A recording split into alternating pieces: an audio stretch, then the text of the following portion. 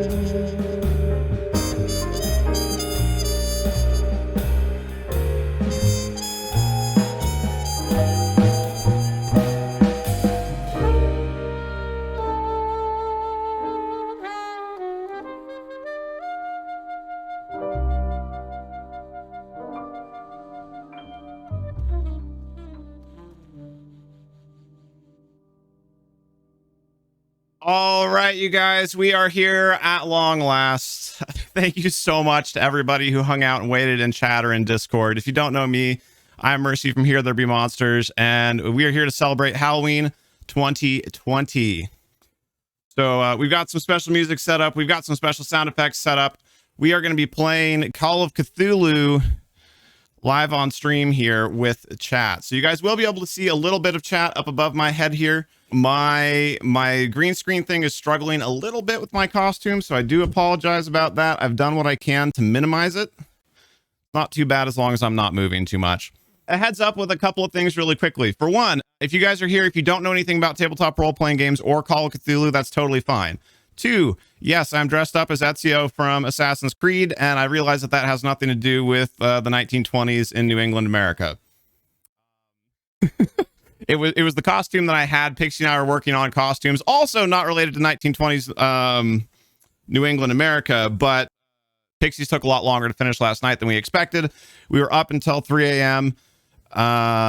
Yeah, it's been the last day or so has been very, very busy, but we're here. I'm very excited to be here. This is going to be a lot of fun.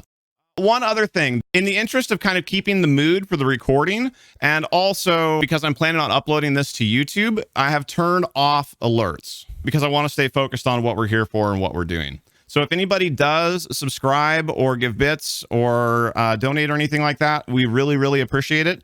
We will make sure to recognize any and all of those people during our Hangout stream on Sundays. If you guys aren't familiar with our schedule, let me flash that at you real quickly before we get going. So that chatting and workout stream on Sundays starting at 2 p.m. Pacific time, that is when we'll catch up on anything like that. For our mods that are in chat, Tig Madison and or Thadris, if you guys wouldn't mind, just give a warm thank you and let them know really quickly that we're trying to stay focused on the event and we'll be doing thank yous and all that on Sunday. I would super, super appreciate it. This is for learning Call of Cthulhu. So we start things out in Plymouth, New Hampshire. So like I said, we're in New England in the United States of America in the 1920s is our era here. This is a solo adventure for the Call of Cthulhu game. It is a horror story set in the 1920s where you are the main character and your choices will determine the outcome. It is also designed to lead you through the basic rules of the game in a gradual and entertaining fashion. Although most such adventures are played with friends, this one is just for you. Don't tell anybody, we're doing it together. Trakthar. Before you begin to play, make sure you have a copy of the blah, blah, blah, which we do, so we're good there. You can download a printable version, We already did all that because I planned ahead. You don't need to read the rules before you start playing. Just settle into a comfortable chair before a roaring fire. Then read on and follow the instructions. On second thoughts, don't sit too close to the fire.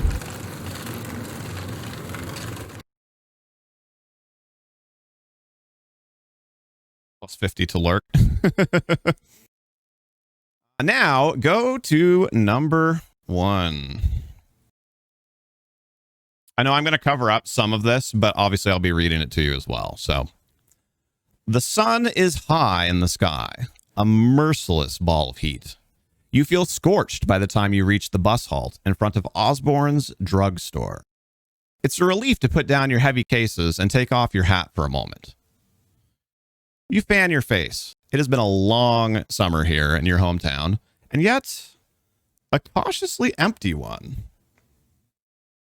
You look across the street at the grubby butcher's shop, the grocer's with its faded awning, and the shabby tobacconist. Mistrustful faces glare at you as they pass, eyeing your clothes and luggage. It was your parents' choice to live here, not yours. You were happy down south as a child, among Providence's white-walled houses and leafy churchyards. Perhaps this new job in Arkham will supply the change you need. Yet everybody you know in the world lives here.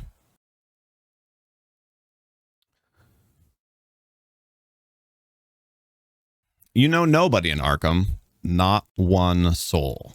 You ask yourself one last time if you're doing the right thing. But the answer is here. None of your supposed friends have come to see you off.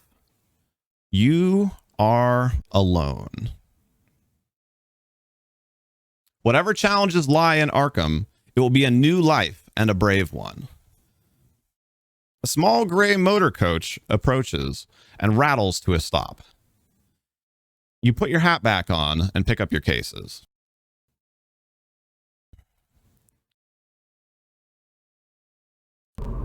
Two young men with sullen expressions alight from the coach. One looks you up and down before heading away. The driver also steps down, glancing at you before crossing the road to visit the tobacconist. When he returns, he's rolling a cigarette between his yellowed fingers. He gives it a final twist and examines you as he reaches for his matchbox. Also, you guys will have to let me know with the sound effects and everything. I did my best to set all that up ahead of time, but if anything's too loud or whatever, you'll have to let me know. It should be okay. It should be quite a bit quieter than me, but... He's a thin man in his 50s, dressed in a stained shirt. There's our coach. Dressed in a stained shirt with the bus company emblem. Yet his eyes are sharp in their dark sockets. Where to? You show him your ticket for Ossipee. From there, you will connect to Rochester and Portsmouth before the coastal line to Newburyport, and finally to Arkham. It would be, Isildu. You should be able to afford a rail ticket for at least some of the way. Otherwise, this will be the first of many long bus trips. And no, Savas, we're only essentially just starting because I was very late because I was scrambling to finish setting up the sound effects and everything.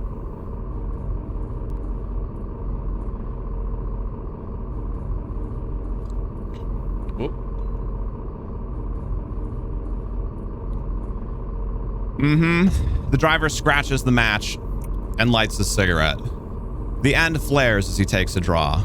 Then he exhales and gestures to the back of the coach. Luggage rack's up there. Look at your investigator sheet. At the top, you have spaces for 8 characteristics: strength, constitution, power, dexterity, appearance, size, intelligence, and education.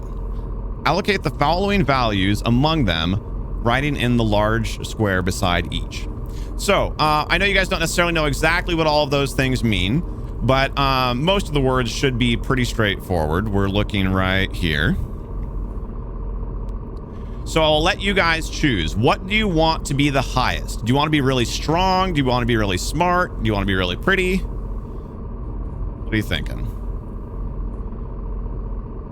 So think about that. But first, we need a name. You want to be sexy, Pepe Hands. Player is chat. Hey, none.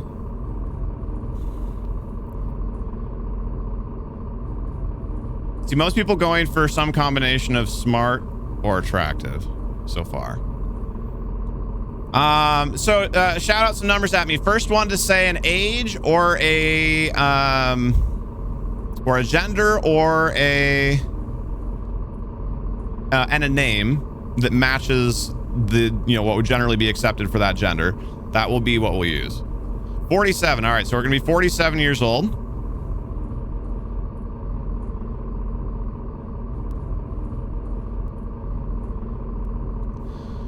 Going with, well, we need a gender first.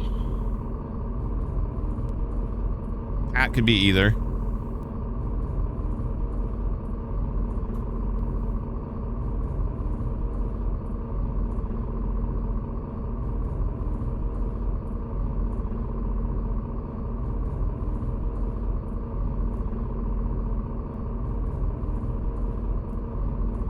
That's 2 votes for being a girl named Alexa. I'm down. What's Alexa's last name?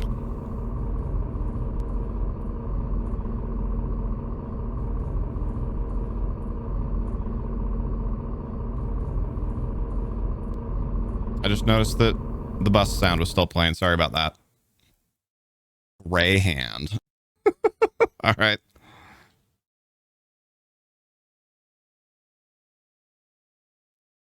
Good thing you have headphones. You have 3 Alexas. Yeah. Sorry about that. I just turned off the sound.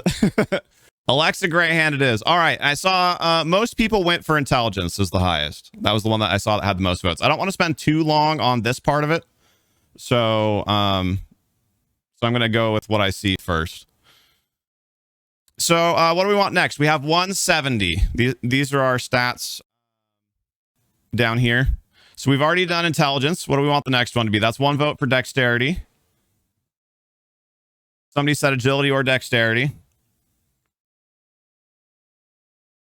Dexterity. All right. I thought about doing this in Discord ahead of time, but I thought that we might have votes from people who weren't actually going to be here. So, all right, now we have 2 60s. So what do we want to be the next best at? I'm going to turn myself off here for a second so I'm not in the way. So you can see what we have left. And just a heads up, for those of you that have never played Call of Cthulhu before, generally speaking, if you're fighting, you're doing it wrong. So we've already done dexterity. We have size, education, con, strength, con, appearance, and size. Okay, so I've seen a couple for size.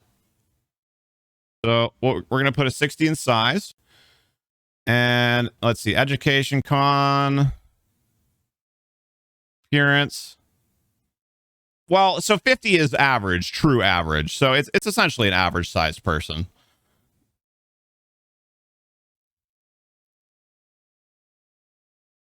Education and con. Okay, it looks like con was the other next most voted one. All right, so now we have 350. So I guess choose what do you want to be the worst at?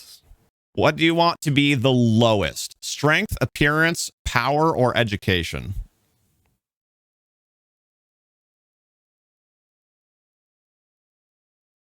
One for power, one for education. Power. Okay. And that was a 40, right? Yeah, that's a 40. So all the others are 50. Oops. Almost shorted you.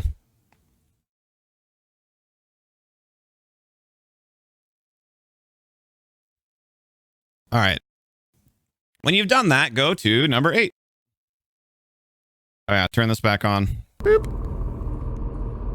The driver smokes and watches as you drag your cases to the back of the motor coach.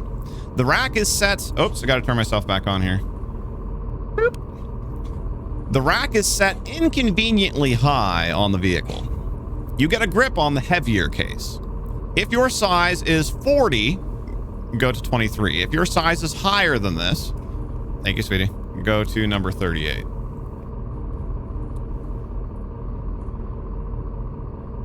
We went with 60, so we go to 38. You still have this downloaded, do you? That's awesome.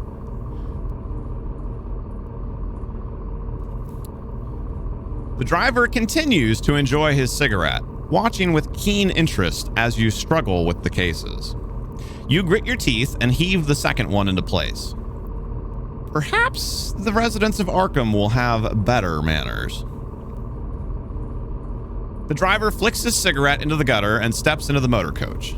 Its engine coughs into life. You board, grateful that you will be the only passenger for the initial part of your trip. With mixed emotions, you watch from the window as the tired avenues of your old home slip behind you, receding into the distance. For a few minutes, you can still see the church spire over the brow of a low hill. Then the road dips, and it too is gone. Thank you, ITD. Sounds good. Arkham is your new home. You will travel there and make a new start. You'll see 2 smaller boxes to the right of each characteristic value. We have an automatic sheet that's already doing that for us. In the strip below, you'll see tracks that record sanity and magic points. Beginning sanity is equal to your power. We went with 40 for power. There's no possible way that'll be a problem.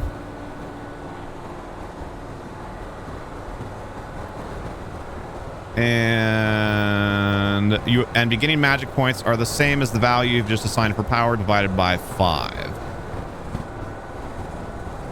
We go 40. Hey, Savas, thank you so much for the gift sub. You weren't here when I was talking about this earlier, but in general, I've turned off alerts and I'm not going to be acknowledging too much of that stuff once we get started. All right, so divided by 5 would be, what would leave us at 8? Yeah, but thank you so much. Sorry, it's my habit. I'm actually going to have to fight the habit to do that, of doing that. I feel like the chat should go, no, they're not going to be able to read it either. We didn't think that part through super well. I don't really know what to do about that. Because of my costume also having darks on it, if I put it down here, you can't really read it any better than you can anywhere else. Yeah, thank you, Tig. I'm sorry. It was a reflex. I didn't even like realize that I started to say it before I said it. That's a bummer. Put it right over my face. There. Now you can read it.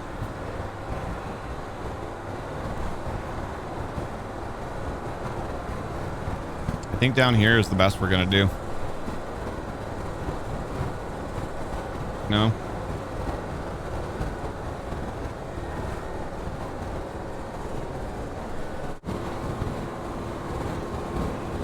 Yeah, I'm going to leave it up there. You're not going to be able to read too much of the chat, but...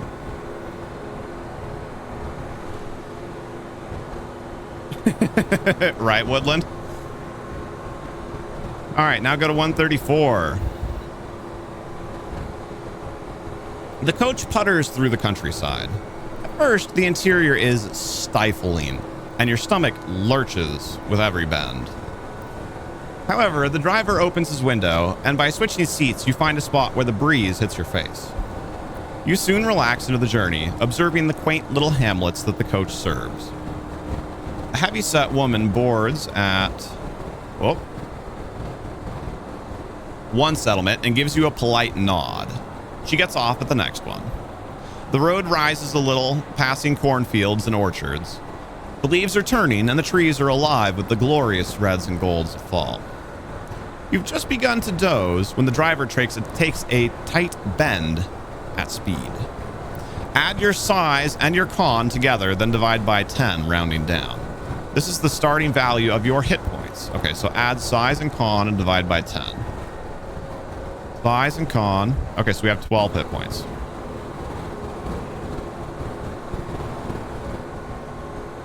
Your current total may drop, but it's unlikely to ever exceed your starting value. You also have a luck score. Roll 3 6-sided dice. We call this 3d6. If you're new to role-playing, you can read about role-playing dice. I'm going to skip over that because I already can do that, and we'll explain it to you as we go.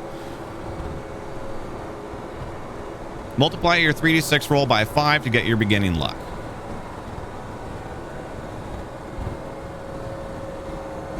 All right. So we need... clear. 1, 2, 3. And throw. Oh! Yikes.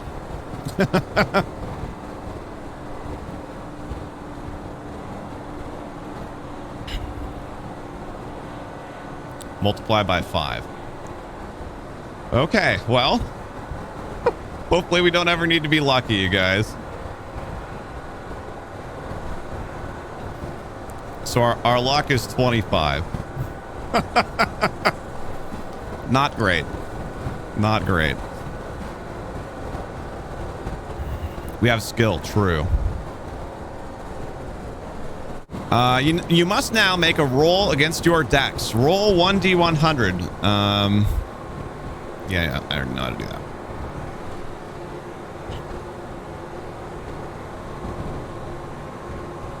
If you rolled equal to your dex or less, you pass the roll. Okay. So we need our D100.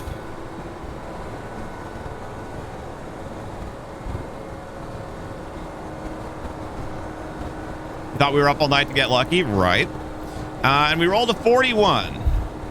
So the way that rolls work in Call of Cthulhu is you need it to be lower. In most other games, we're all used to wanting to roll high. In this game, we want to roll below. So with our dexterity,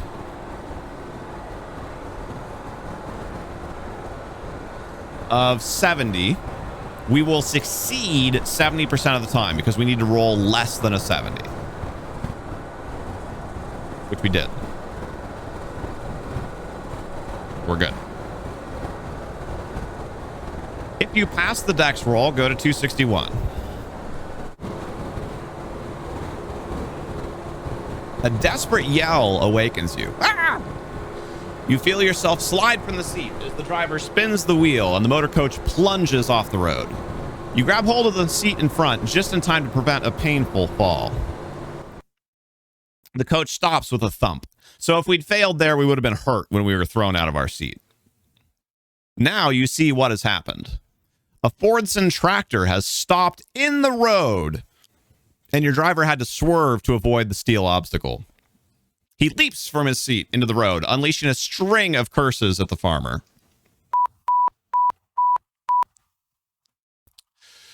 You take a moment to catch your breath.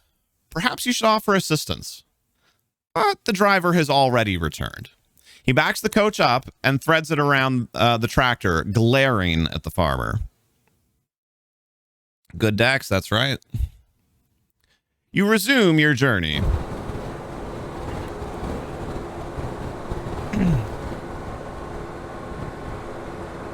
The driver takes the curves with more caution than before. He glances over his shoulder at you a couple of times. Sorry about before, he says. That fellow was dumber than a hog. I'm Silas. What's your name? What did we go with? Alexa. The accident was at least as much Silas's fault as the farmer's, but it doesn't seem shrewd to antagonize the man while he's driving you through the middle of nowhere. Make up a name for your character. Oh, I guess we skipped ahead and did all that. The coach turns onto a narrower road, which weaves uphill through woodland. Silas becomes chatty. Right, Amras? Going to Arkham, eh? Can't say I've ever heard of the place. Went to Boston once. Didn't like it. Too much hustle and bustle. You got family there? A special someone waiting? I feel like in the era that would, especially like a single guy to a lady on a bus, like riding by herself, that would probably have like a lascivious wink. The afternoon is wearing on. You see no harm in confiding in Silas about your new life.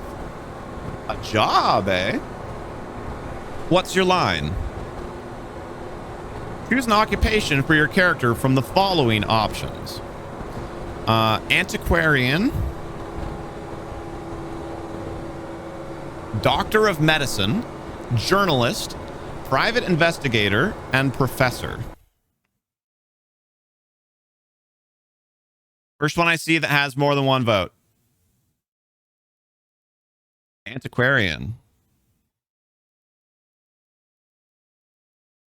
PI or professor? PI? All right.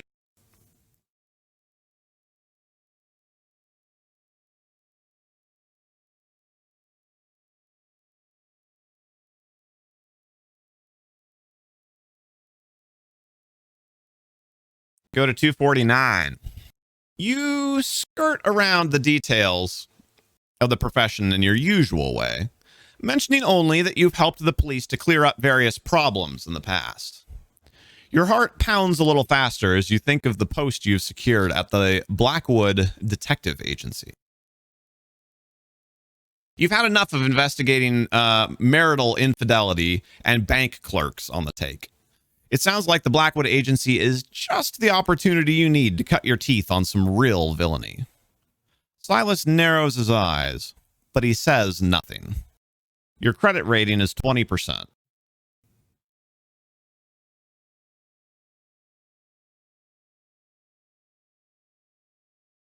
Wait, what? Am I crazy?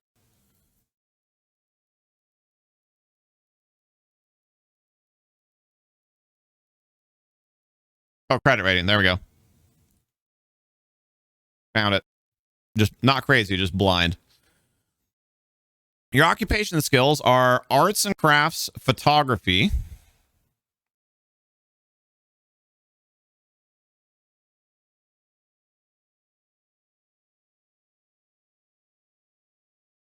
disguise. This isn't what the checkboxes are actually for, but I'm gonna need to do this for now just to keep track of things. Disguise, oops. Law, library use, psychology, spot hidden,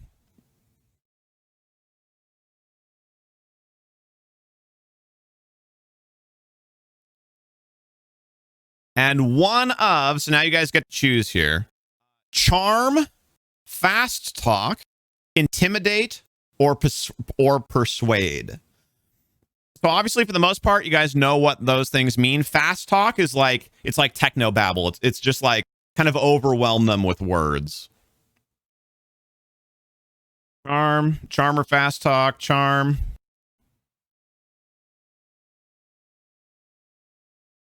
Persuade. Give it another couple seconds.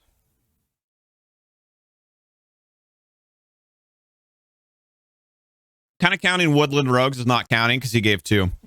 You got to choose one. So we have 2 for charm and 2 for persuade. We need somebody to break the tie. Also, Pixie brought me candy. Although it's not going to show up. Never mind. Just remembered. Charm it is. All right.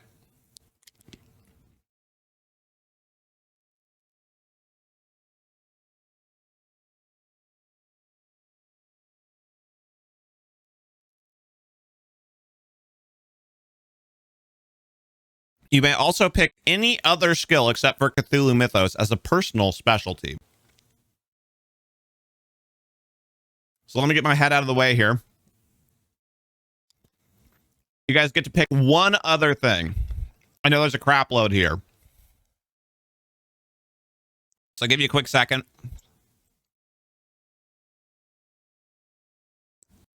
We already did charm. You can see the check boxes for what we're choosing.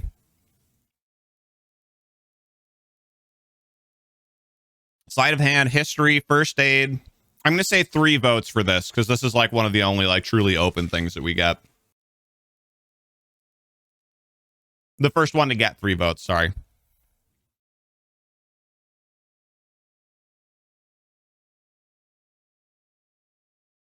Two for sleight of hand. So we have 2 for sleight of hand, 1 for history, 1 for first aid.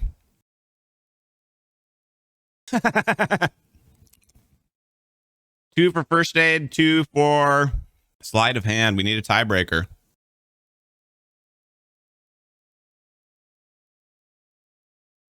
Amrat's going with first aid. All right.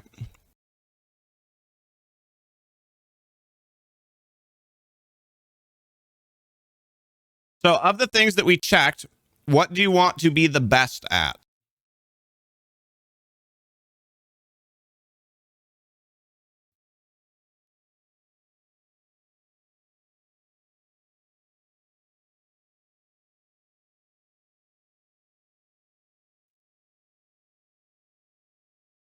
Also, I'm going to do this. 1 vote for disguise to be the best at. 1 for first aid, rock climbing.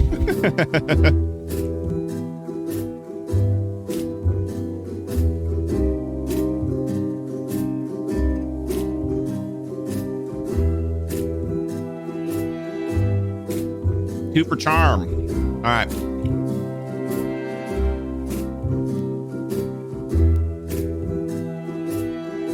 And then I'll go off of the other choices there for next best. Disguise, first aid, and arts and craft. I think there were 3, right? No, 2. So disguise and first aid.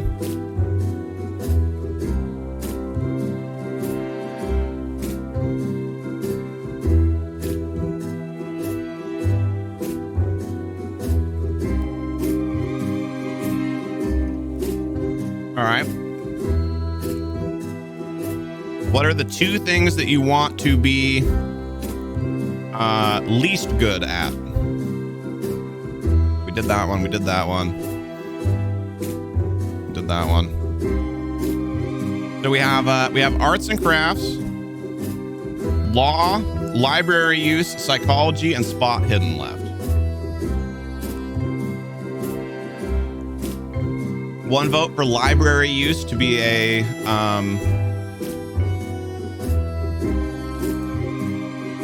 all right, so library use and psychology. Law.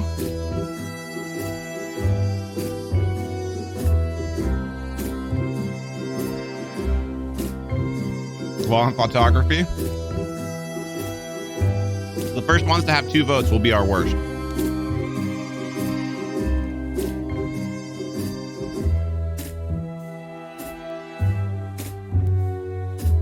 Philosophy, I'm going to count that as psychology. I know it's different, but I think that's what you meant.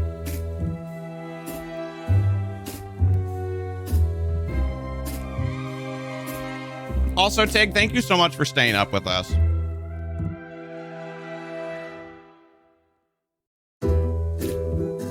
No, we haven't chosen law yet. We need one other one.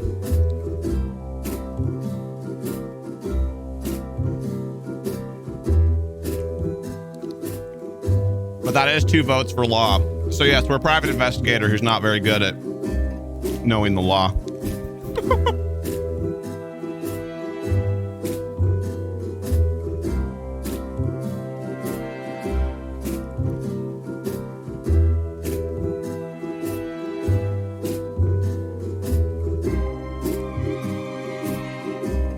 No one said we were a good PI. True. All right. So we're almost done with the character sheet stuff. After this, it's mostly just narrative. You realize that Silas has not made a stop since the incident with the tractor. The motor coach winds its way uphill. However, your thoughts are interrupted as the road crests a ridge, and you're treated to a magnificent view of the vista below. A creek snakes through the valley, breaking the rich autumn palette of the tree line. In the distance, the white mountains rise into hazy cloud. There is no settlement, not even a cabin, as far as the eye can see.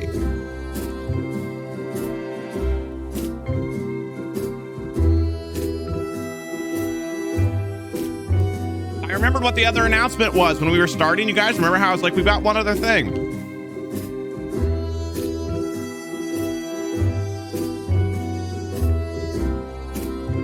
We have a copy of the Call of Cthulhu video game to give away at the end of the stream.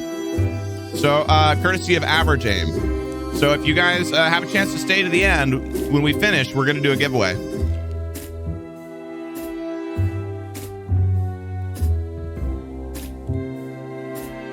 Smallpox, hello, sir.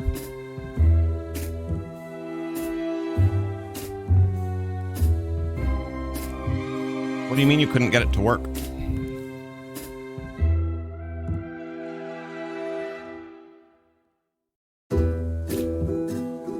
Birds drift through the treetops. And you can just make out what might have been 2 white-tailed deer lingering by the water. No worries, Woodland. Thank you for being here. Perhaps you are making a mistake by moving to the city.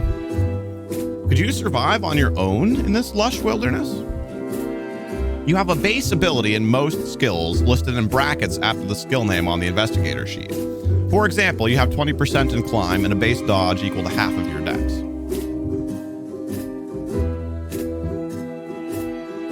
Which game, Smallpox? Oh, thank you, Amras. This is actually like theoretically my facial hairstyle. I'm just often too lazy to keep it up. But thank you, I appreciate it. This is just a PDF, Smallpox. Are you talking about the Call of Cthulhu video game?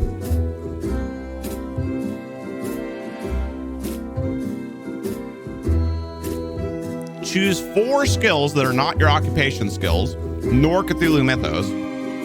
These are your personal interest skills. Boost each of these by 20. I know, Tig.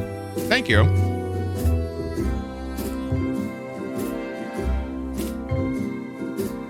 All right, so you guys get to pick 4 more. get my head out of the way again.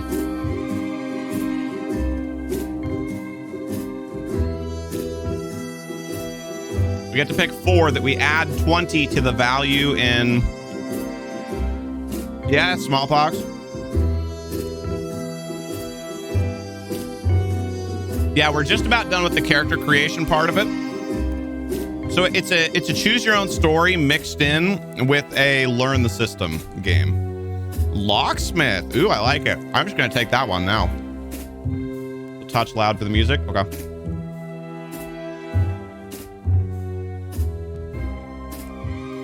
Turn it down another like 2 decibels.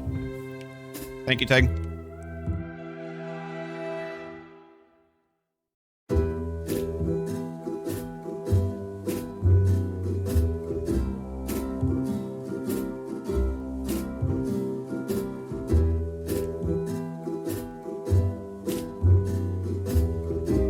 I just don't think I've ever had anybody pick that one.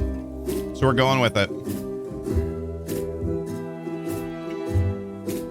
Somebody else said occult knowledge. Was that the one that they said we couldn't have? Oh, not Cthulhu Mythos. Okay.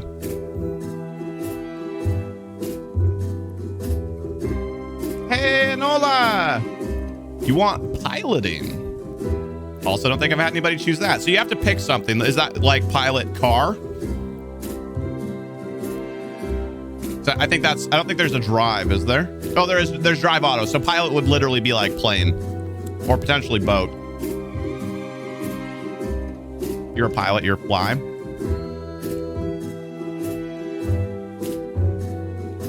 So we've got 2 more, you guys.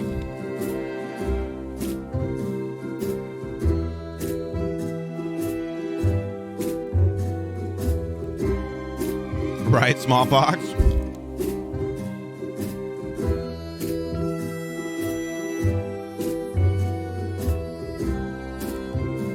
Pilot plane.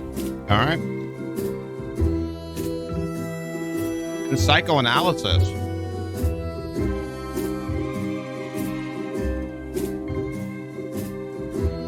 All right. I do believe that's the end of that.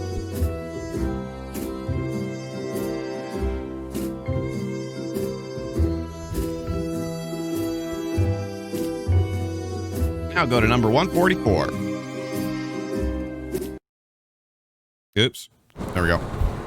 The motor coach rattles on through the hills, and Silas lapses into silence. Oh, very cool, smallpox. Sky darkens behind you, pinks tinting the clouds as the sun descends. Finally, a welcome sight comes into view.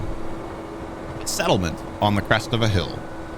This doesn't look like the pictures you've seen of Osipi, but perhaps you can persuade Silas to stop while you stretch your legs.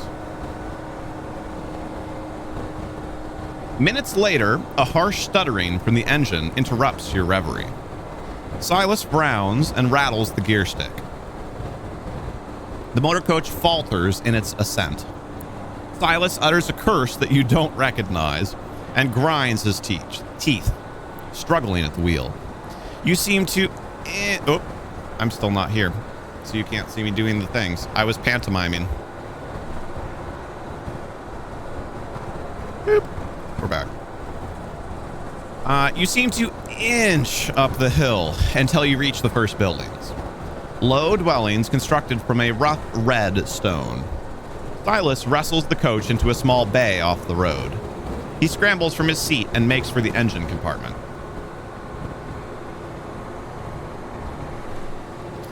You must now choose to make a roll against Drive Auto or Psychology.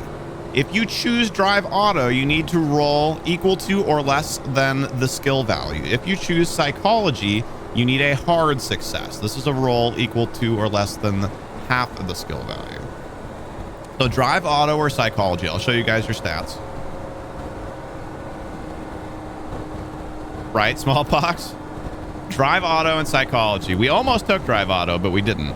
So Drive Auto, we'd have a 20% chance on. Psychology, we would also have a 20% chance on, actually, ironically, because we did choose Psychology.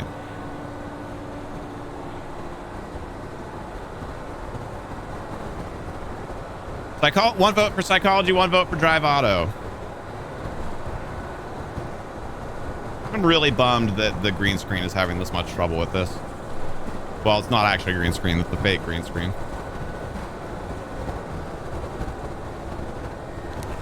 2 and 2. Psychology wins 3-2.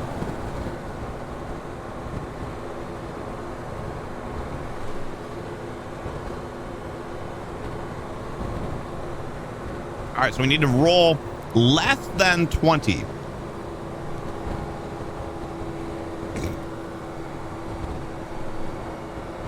About the worst roll you could possibly have.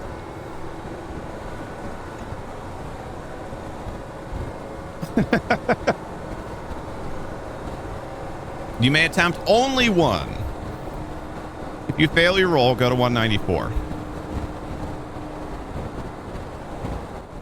Sorry, the bus is not idling, it's broken.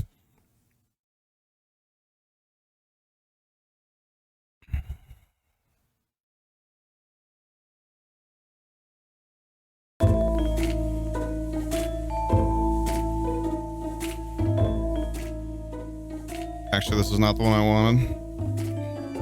Sorry, this one.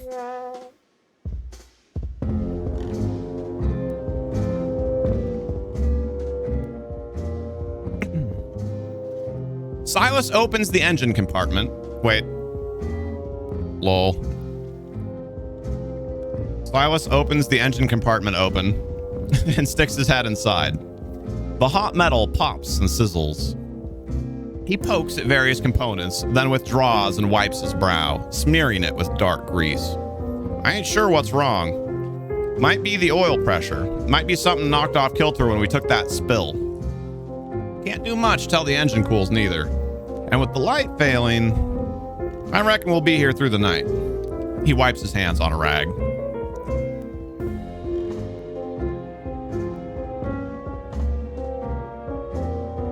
The shadows from your surroundings are already long. The air is chilly. You feel stiff from the journey, and a night in the rickety coach sounds unappealing. Silas sees your dismay. This here's Emberhead. Miles from any place. I only come through twice a week, but the folks here are good people. May Ledbetter keeps a spare room. She'll look up after you. Up that alley, turn right, first house on the left. He scratches his cheek, looks again into the engine compartment, and spits on the ground.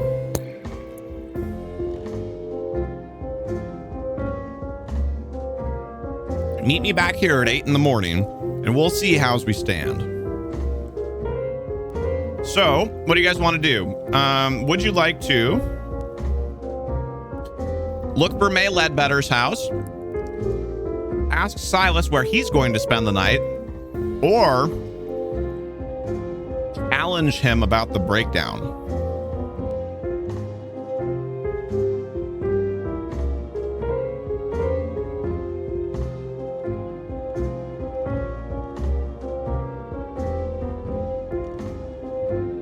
Immediately challenge. Okay.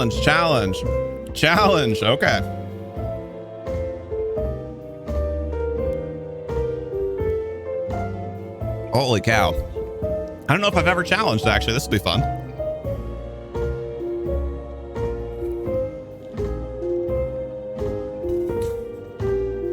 You confront Silas with your suspicions. His brow darkens, and he shows a mouthful of twisted teeth. Ain't that just like you city types? He spits, thinking the worst of a man after he's gone out of his way to attend to your comfort. He stalks around to the back of the coach and hauls your bags from the rack, dumping them on the ground at your feet. Take them. Otherwise, I guess you'll be accusing me of thievery in the morning. He marches off into the darkness, raging. That could have gone better. That's not me editorializing. It says that. Take care, Woodland Rogue. Thank you for coming by, sir.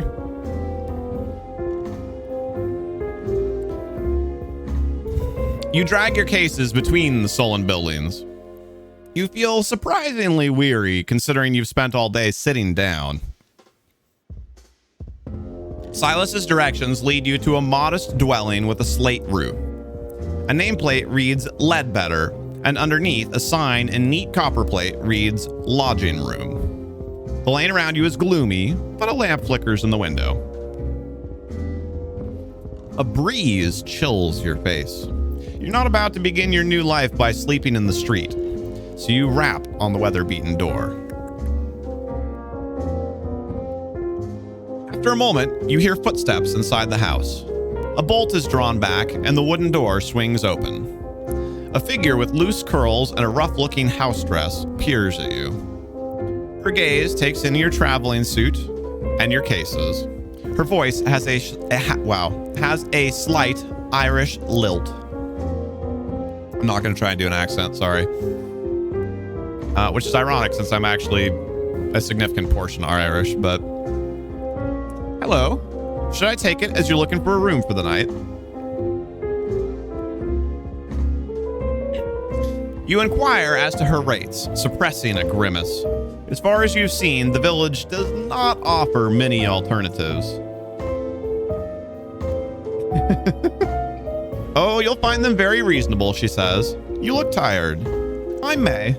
Come inside and we'll talk over a cup of tea. The Ledbetter house feels cramped, with a low ceiling and simple fittings, but it's well kept and a cheerful fire crackles at the grate. Fire sounds really loud. There. Oh, I just turned off the wrong one. There we go. The aroma of the tea is soothing, and the cup warms your fingers. Have you come to Emberhead for the festival? Asks May.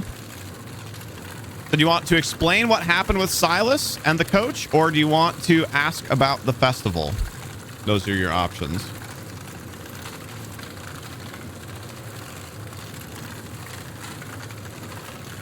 Festival.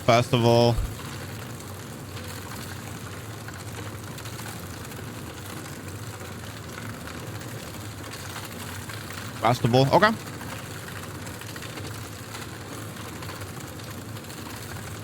Well now, I suppose the festival is about the only reason folks come to Emberhead.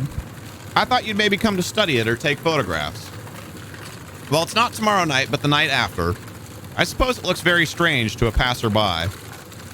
May tops up your tea, and the spout clinks against your cup. We've got the beacon, you see. One night every year, there's a torchlit procession, and we light the beacon on the cliffs. You've never seen the like of it. They say it keeps the spirit of the village alive for another year. It's a celebration. A celebration. She tails off for a moment and blinks. But you didn't come here to listen to me blather, and you must be hungry. I can rustle you up a bit of stew. How would that be? You ask again about her rates, and May names a price so low that you accept it without hesitation. The room is small but comfortable, and the stew dark and hearty. After dinner, you have a couple of hours before your usual bedtime.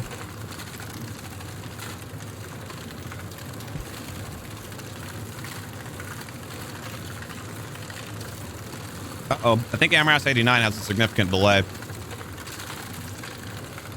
you want to talk to May some more? Walk around and get your bearings, or turn in early for the night?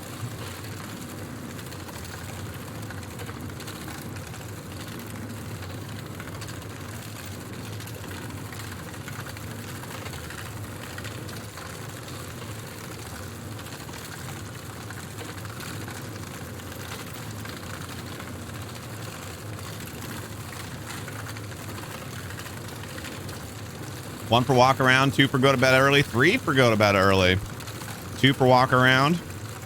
So wait, what's that? 4 for go to bed early. All right. As May stands, you hear a clunk behind you. You look over your shoulder, but all you can see is a wooden door securely closed. May tuts. The young lady of the house, she'll have been listening to us. Ruth! Come and greet our guest. There's a short pause, and then the door creaks open. Two wide eyes peer at you from the gap between tousled hair and a rough nightgown. What do you say? The eyes blink. Pleased to meet you. Now go back to bed. And the door closes again. So when we do this kind of thing in the future, like I said, I want to have voices set up. Even if I just had like a girl and a guy, I think that would make it a lot of fun. I want to do more of this kind of thing though, where it's like a little more produced with like sounds and music and everything. It was fun setting up for it. I'm sorry we were late. My daughter, Ruth. 10 years this summer. She's a delight and a torment all in one. Don't worry, she sleeps in with me. She'll not disturb you. Good night now. You retire to your room. It's a little chilly, but you're too tired to worry about... Oh, right. We're leaving, no more fire. But you're too tired to worry about lighting the fire. The sheets are clean and the bed soon warms up. The silence outside is strange after living in a town for so long, but you soon drop off. You dream of you dream of fire in the grate. Pulsating colors shimmering through the dancing tongues of flame. At first, they're tiny, almost microscopic, but they grow and grow until a kaleidoscopic inferno spills from the fireplace, spreading across the floor, up the sheets. You wake with a start. Daylight glints through the curtains. You get up and examine the grate, blinking the sleep from your eyes. It is quite cold. If you have taken any damage, which we didn't, that would be from the bus crash. Or I guess potentially other choices, but in our case, that would be the bus crash. But we didn't because we chose dexterity.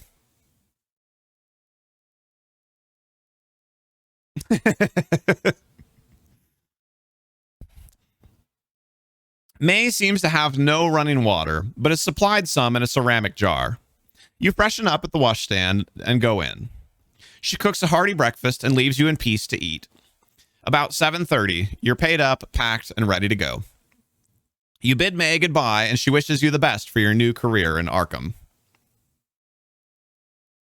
If you succeeded at a skill roll last night and wish to investigate the results further, go to 178. Otherwise, go to 192. We did not because we went to bed. You are already tired of your heavy bags. Hopefully, Silas has repaired the motor coach, and hopefully he'll help us lift him this time. Butthead. And you can resume your long journey. A sourpuss he might be, but the old driver seemed to understand his vehicle well enough.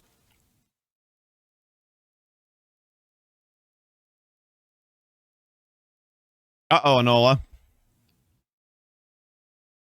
You pause to check your watch, still 20 minutes early, and round the final corner. The motor coach is gone. I guess I should be doing this as I read. No, because it's going to do annoying things like that. Maybe not. You put your bags down and search the area. Trekking up and down slopes and around corners. At the edge of the village, you trace the long road back as it winds across the hills. 8 o'clock comes and goes. And there's no coach to be seen.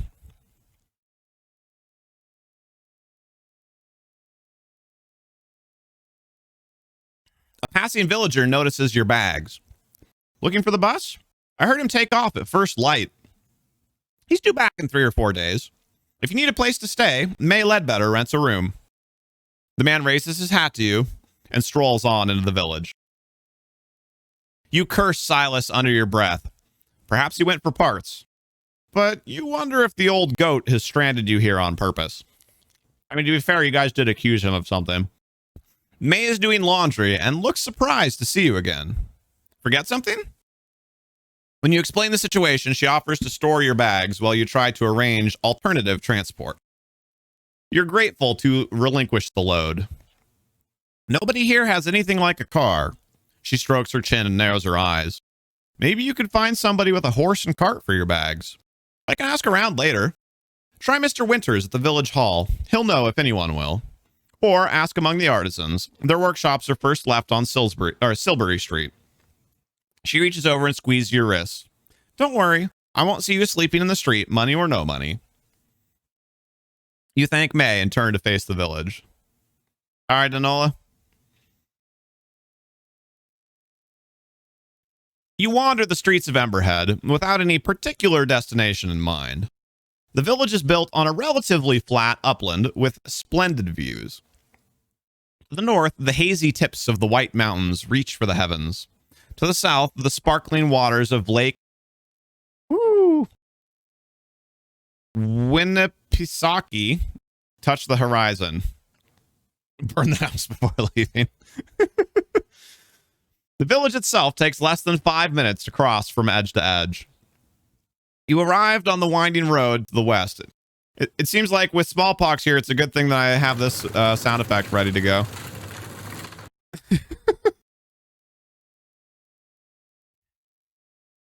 You arrived on the winding road to the west. The only other road leaves to the south, following a lower ridge of land as it turns east. In the southwest of the village, an open grassy space borders a ruined church, its graveyard cresting the cliffs. To the northeast, the three main thoroughfares meet at a raised black metal structure. It looms stark against the blue sky. Wait, that's actually a place? Winnipesaukee? That wasn't too far off. All right, so you may now, and there are quite a few choices here, you may now ask about transport at the local general store. Oh, God, what did you do? Okay. Ask about transport at the local general store. Seek out the village hall, which is where May said to find Mr. Winters, I think it was, or Withers? Winters, I think. You can walk down to the lower level and check out the Eastern Road. You can examine the large metal structure. You can explore the church, or you can look for locals with their own transports. With their own transport needs, sorry.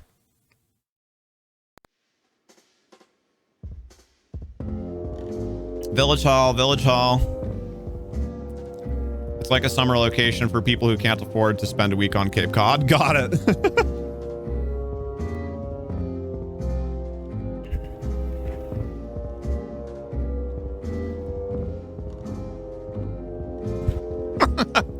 Smallpox. We need a tiebreaker. 2 for Village Hall, 2 for General Store.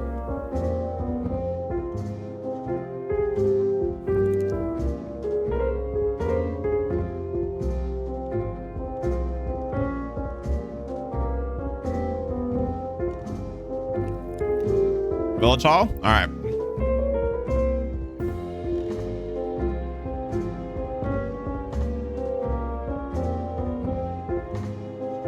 The Village Hall backs against a cliff at the east end of Silbury Street. It's the largest building you've seen so far in Emberhead. It is, however, locked and shuttered. You walk around it, peering through gaps in the shutters. There seems to be one large room, presumably for community meetings, and a smaller annex which serves as an office and archive. One of the windows is bricked up. Back at the main door, you can see no posted opening hours. Mr. Winters doesn't open up mornings this time of year, says a gray-garbed woman passing by. Best come back this afternoon. You ask whether the office has a telegraph. Don't know, she shrugs. Who would we call? You will have to try again later.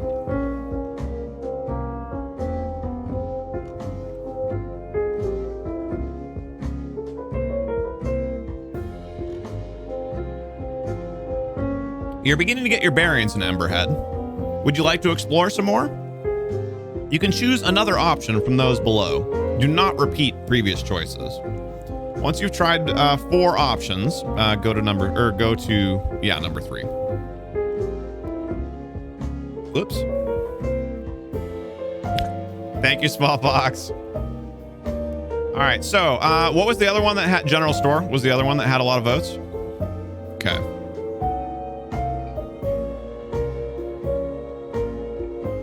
Yeah, I worked really hard. Unfortunately, it made us a bit late, but I worked really hard to get all the sound effects and music and all that set up so I can change it all on the fly. Burn store, then go to the other.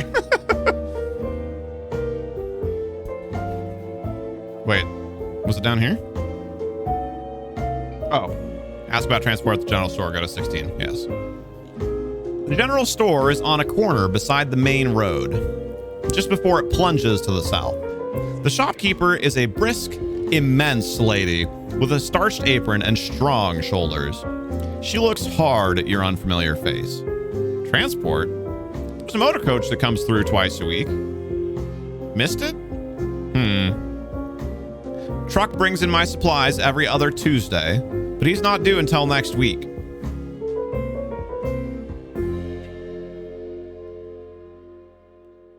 She shrugs. It seems Emberhead is content to keep its distance from the outside world. You have enough money to buy 1 or 2 inexpensive everyday items here. Note them down on your investigator sheet, and remember the year is 1927. The shop stocks no weapons except a dusty hunting knife, which you may purchase if you want. That's not foreshadowing. All right. Anybody think of anything?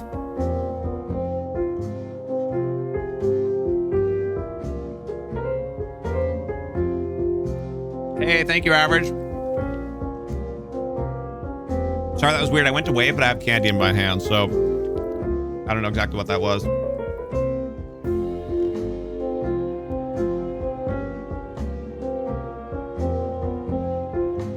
Oh, I think you're good, Enola, but thank you for thinking of it.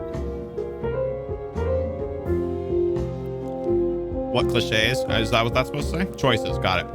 I mean, essentially anything you want that would be like readily available at a general store.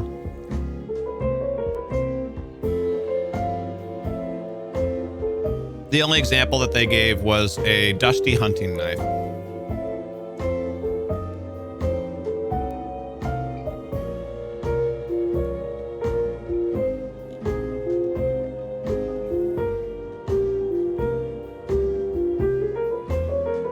A bow and arrow, no weapons. Other than the dusty hunting knife. Sorry. Food? Probably not a bad idea. What about like aspirin? Lantern? Get the knife, a snack. You like that idea better? Or a lantern? All right, I see a lantern and food. So we'll just, I'm not going to bother to stop and write that down. I don't even know if we can. Oh God.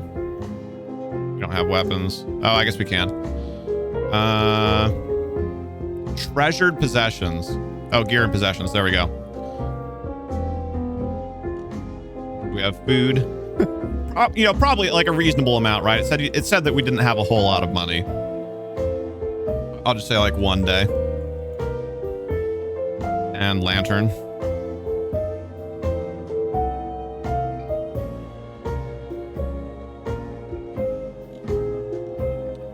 A sack and some marbles. Now you have a sap? Yes.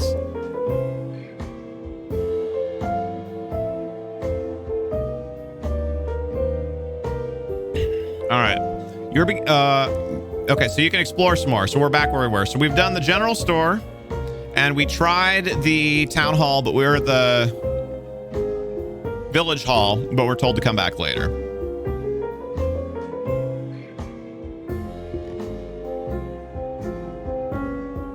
So we have 3 more choices, it says.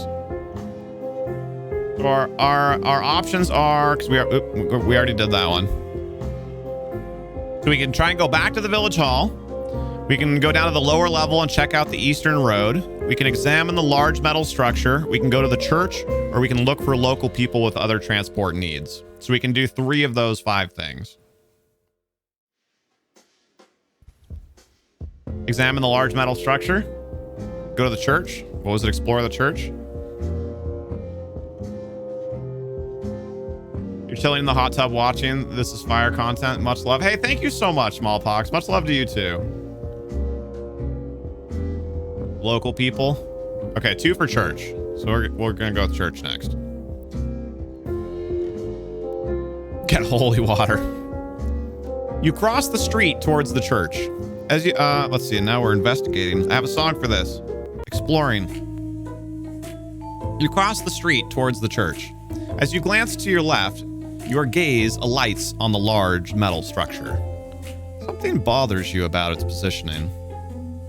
You back up and look again. Yes, Emberhead's central thoroughfare points directly at the structure. This seems too precise to be a coincidence. But you press on and draw into the shadow of the church. The building is in a sorry state. The top of the steeple is missing, a ragged gash of splintered boards marking its absence, and the floors beneath it have collapsed. It appears to have torn through the roof of the main building as it fell. Only the back half is still intact. The white paint, which once covered the church, has yellowed and peeled, so this happened a while ago. It seems safe enough to explore the rear section. Old pews are stacked against the wall, choked with mildew. Most of the windows are broken. You guess this church has been disused for about 20 years. There's little more to interest you. Make a ride roll. You may have a bonus die, which means to roll the 10's percentage twice and take the lower result.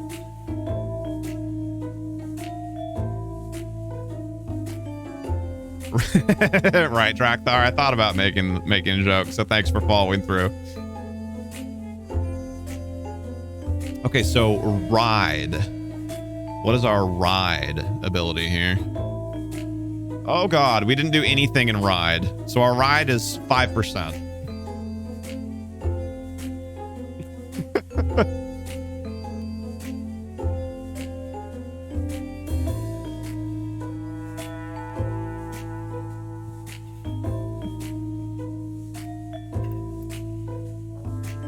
Oh, sorry, those got covered up by me. Hold on. Hold on. Also getting covered up by me. There we go. Now you guys can see. All right, so it said that we got a bonus 10's place dice, and we get to take the better one. Unfortunately, as you guys can see, it does not help.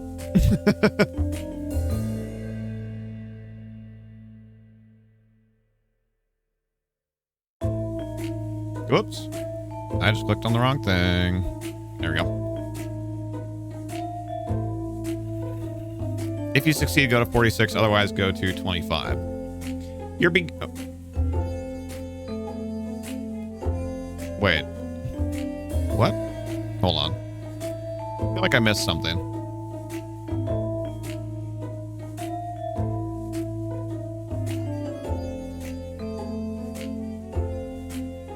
Nope. So it was probably to like identify something. I'm guessing ride has to do with horses because it's the 1920s and then we're like in rural America. So maybe there was something that we would have otherwise noticed about horses, but we didn't. That'd be my guess. Pretty much, Taparu. Although we want ones in this case. So we've got two more choices. Go back to the village hall. Go check out the Eastern Road. Whoops. Sorry. Examine the large metal structure or look for local people with their own transport needs. We can do two of those four things.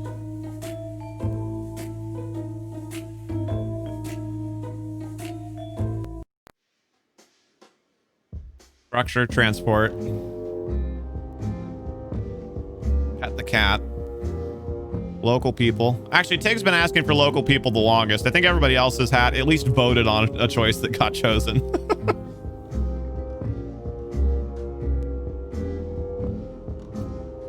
I'm gonna make a quick DM override here. Not far from the Ledbetter house, on the north side of Silbury Street, there's an open courtyard. The rhythmic tattoo of a hammer seems to announce your approach. The courtyard is the busiest location you've seen. Are you taking off, Smallpox?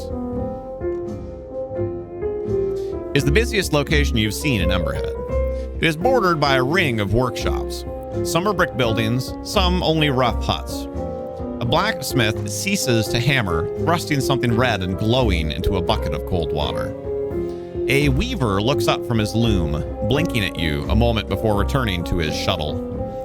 A potter, engraver, and carpenter each work in their own space, exchanging friendly banter. Oh, got it. Time to bounce. That was you saying characters should bounce. Got it. Yeah, I'm sorry. You move among the artisans, chatting about their work. Eventually, you bring up the question of export. Some of them send occasional packages with Silas. Some restrict their custom entirely to villagers. You receive no suggestions about alternative transport. Make a psychology roll. Ooh, we chose that.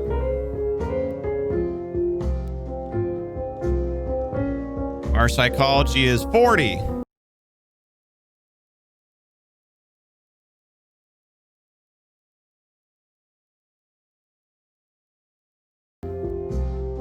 All right, what the heck are we doing? Psychology roll. We failed it though, right? We rolled a 68, I think it was, right? Because it was close to memes. Yeah.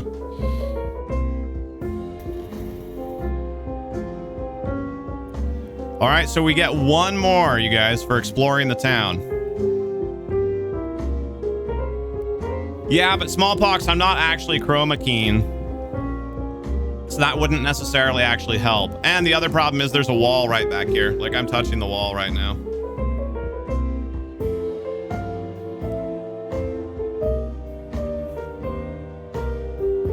Okay, if it would just stay like this, that's actually not bad. The effect of just my shoulder over here kind of fading away is actually sort of cool. Like I'm like fading out on the side of the screen. So if it'll stay like that, I'd actually take that. It's not bad. If it's going to be screwy, right? Mercy hologram pog. Oh God, if we're on the holodeck, we're in for a real ride here. Just remove the wall, right? So on topic, we have one vote to go back to the hall, the town hall. 2 votes.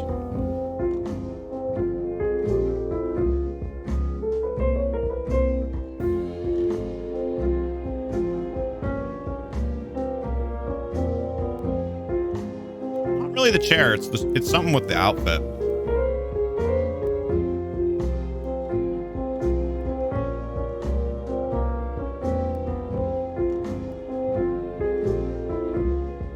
I mean, to be fair, Thadris, Voyager's isn't much better. It's like an 80% chance instead of 100.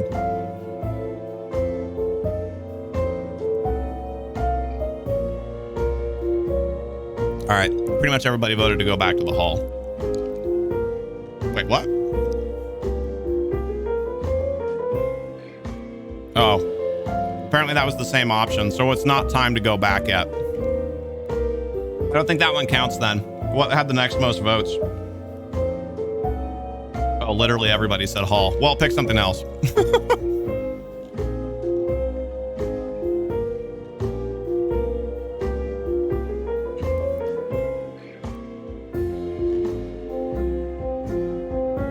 So we have the lower level and the large metal structure. So I guess essentially there's only one thing that we don't get to do. Do nothing? I don't think that's an option.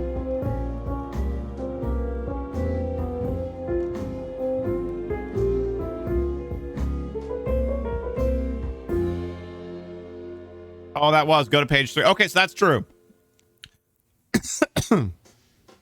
So do you want to go explore the road? Do you want to go look at the structure, or do you want to stop early?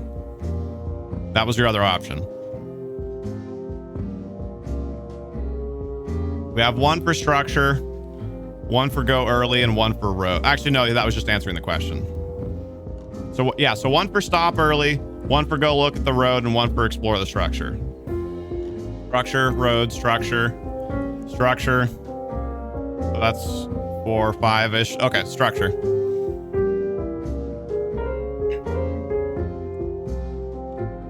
You walk up the approach, the most central of the village's major streets.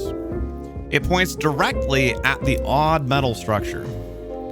As you emerge, hold on, we've been on this song for a while actually. As you emerge from the shade of the nearby buildings, you're greeted by a magnificent panorama spread from the north to the southeast. The last colors of fall tint the hills in a sleepy gold. The structure, by contrast, is made from uncompromising iron, singed black. It supports an immense curved platform at the level of your head. Further struts. What are gallows? Gallows are where you hang people. They may have had other uses, but that's primarily what they're known for. It supports an immense curved platform at the level of your head. Further struts snake up to a central point. It looks like they may have been some kind of sculpture at one time, but they're now twisted and melted beyond recognition. An older gentleman passes, looking up at you with rheumy eyes. "Are you here for the festival?" he asks. "That's the beacon. When they light it, night after next, you'll be able to see it 10 miles away." He gives a little nod of satisfaction, then moves on, leaning on his walking stick. Now you notice bundles of wood tied and stacked against the buildings nearby. Perhaps this festival would be an interesting diversion, but you really must head to Arkham as soon as possible. Make a spot hidden roll. Ooh.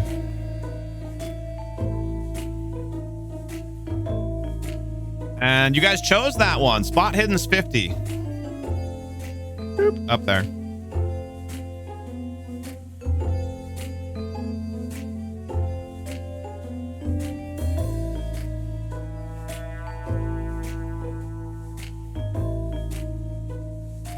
All right, spot hidden.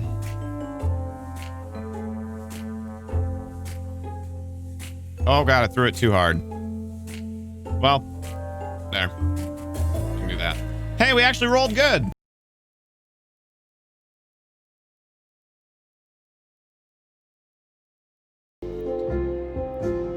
What in the world were we doing? Right, we were examining the structure. Spot hidden. Okay, and we spotted the hidden, right? What did we roll? 22. Thank you. If you succeed, go to 69. Ha, memes. As you walk away from the iron structure, you notice something strange about the construction of the village. All of the wooden dwellings are concentrated in the west and southwest. To the east and northeast, closest to the beacon, the buildings are formed from dark brick and clay. Doesn't that make sense? Like, wouldn't you not build wooden houses right next to the giant torch that they use for their festival thing? I feel like that's not that surprising.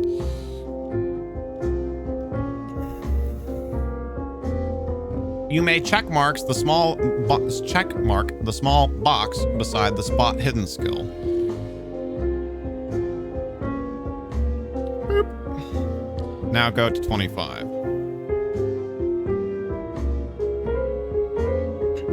Okay, which then is going to say now go to 3, but they actually forgot to hyperlink that. Pepe hands. Can we? Yeah.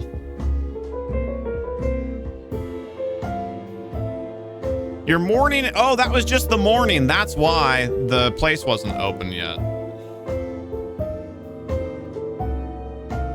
That makes sense. I thought that was the whole day.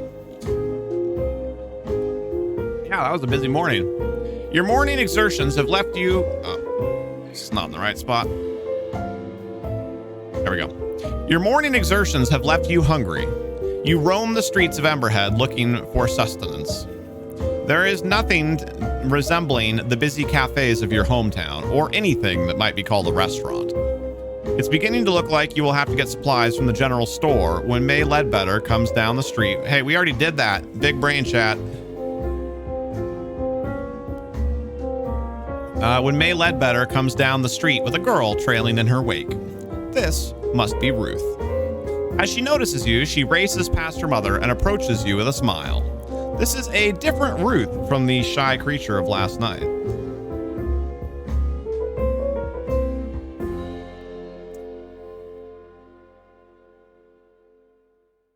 Well, we're not in Plymouth. We're in, actually,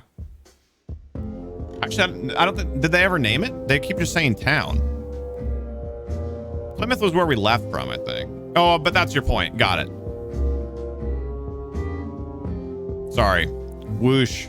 Whoosh sound effect. Oh, yeah, Emberhead. Derp, derp. Double whoosh. All right, moving on. Nothing to see here, chat. As she reaches you, she stops and stretches her arms up in celebration. Oh, God, that made it even worse. She looks up into your eyes. Abruptly, the smile drops from her face.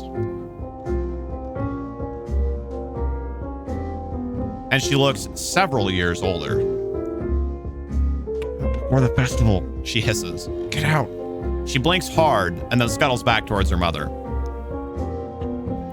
May approaches, wrapping an arm around her daughter's shoulders. She smiles. How are you getting on? Have you found transport?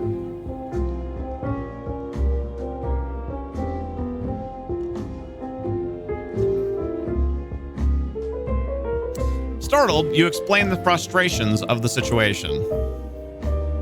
I'd try Mr. Winters in the village hall. He's always in of an afternoon. You'll be hungry by now. Help yourself to any food in the house. The door's not locked. You glance at Ruth, where she has squirreled herself behind her mother's leg. Her eyes implore you to silence. All right, so do you want to ask Ruth about what she said? Do you want to ask May about what Ruth said? Or do you want to say nothing?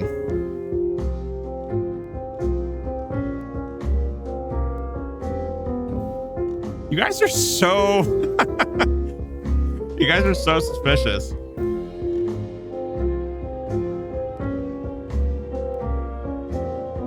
Two for nothing, one for Ruth, one for Pyromania.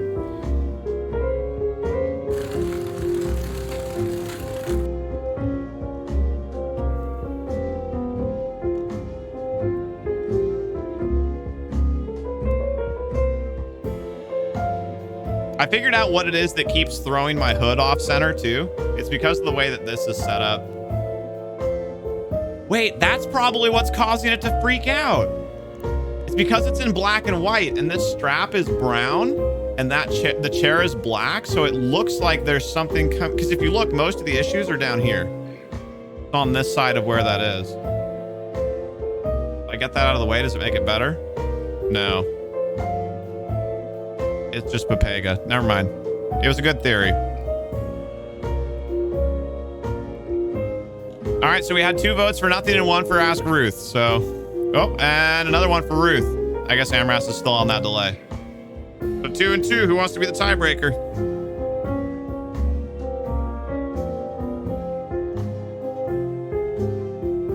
But yeah, what it is, that what keeps pulling my hood off center is this strap. I don't know if I can really do anything about that though.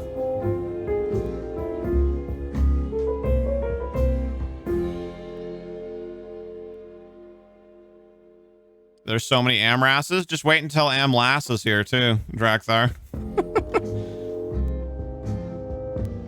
We need a tiebreaker. Somebody who's not Tig, Drakthar, Enola, or Amras 89 needs to vote.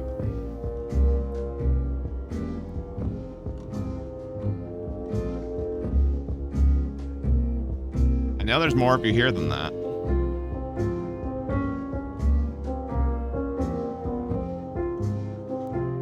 Amras 8 sides with Amras 89 seems sus. All right, so we're going with asking Ruth about what she said.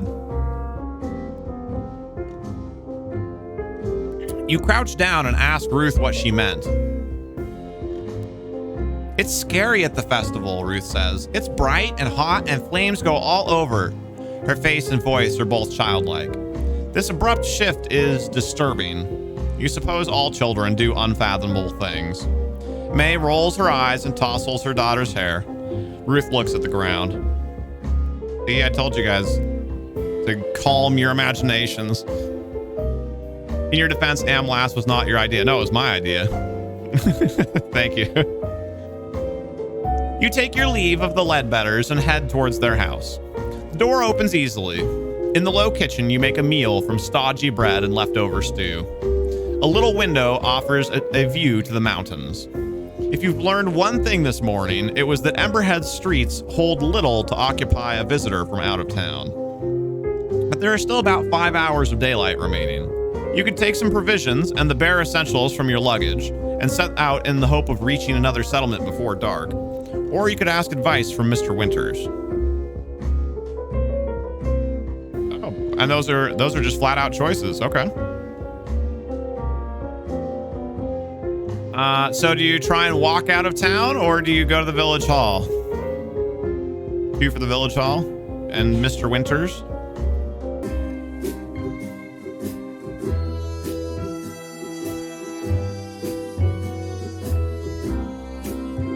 Okay.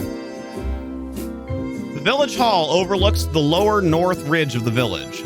You walk along Silbury Street to find it, conscious of the oppressive black metal structure framed at the end of the road. The shutters of the hall are open, and some windows left ajar. There's no knocker, but a little bell over the entrance tinkles as you push the front door. I did miss a good share stream. But is it really a good share stream? It's not even teleporting. Look at me. I can teleport, but only part way.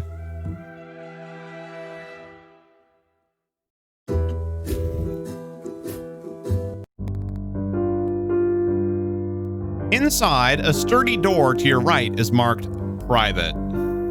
Wait, hold on. I feel like that needs a private. To your left, an opening leads through to a bright room. You take a few steps inside. Benches line the walls, and there are 2 notice boards mounted between the windows. Do you want to look at the notice boards or go knock on the closed door?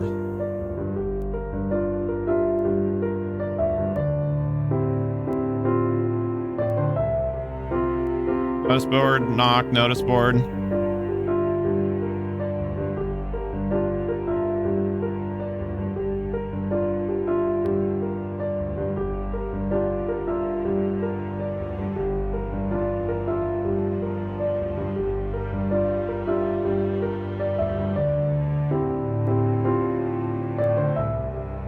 Experimenting while we were waiting. So it's a tie again. 2 for the door, 2 for the notice board. We need someone to break the tie. We need some intrepid adventurer to make a decision.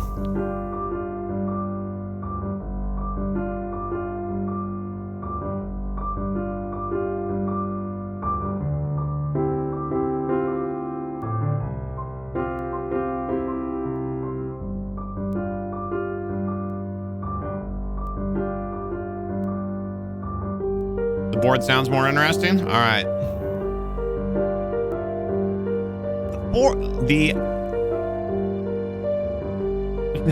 Gotcha, Thadris. The floorboards creak beneath you as you cross the room. You feel a slight spring in your step. Perhaps this room is used as a gymnasium for the village children. One notice board appears to be for the adults of the community, and one for the children. The former looks neglected, featuring handwritten advertisements for household items and a yellowed note about telegraph pricing. There's nothing about the festival. The children's notice board has a schedule for weekly crochet services and a number of paintings obviously done by the children themselves. Oh no, Tig, you okay? And no worries, it actually worked out. My, I don't know exactly when you lost connection, but the cat hair or beard hair or whatever that I was fidgeting with there was like stuck to my dry lips. And as I was trying to get it off, whatever, my lips started bleeding. So I went to deal with that. So we decided we're exploring the town hall right now.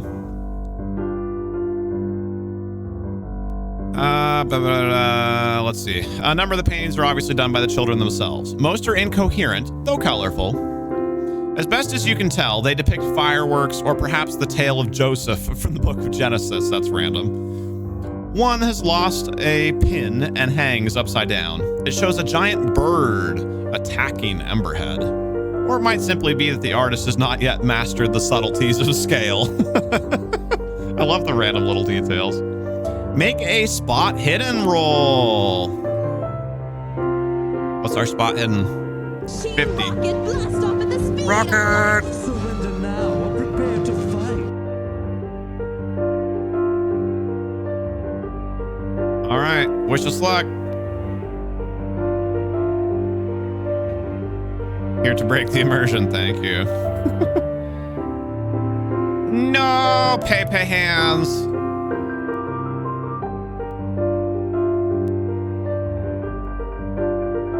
Pepe hands. It needed to be under 50, you guys.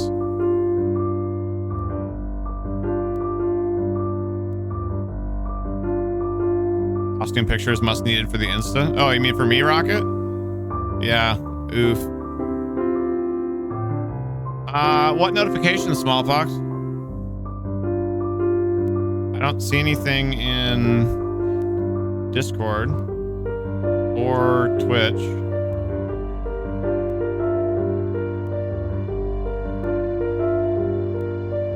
don't know what I missed. Oh, it's stream elements?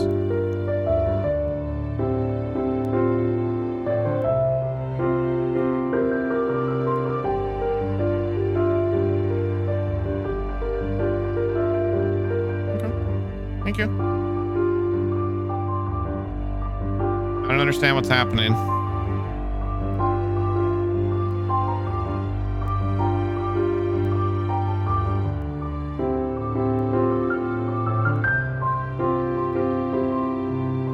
I'm scared. Hold me.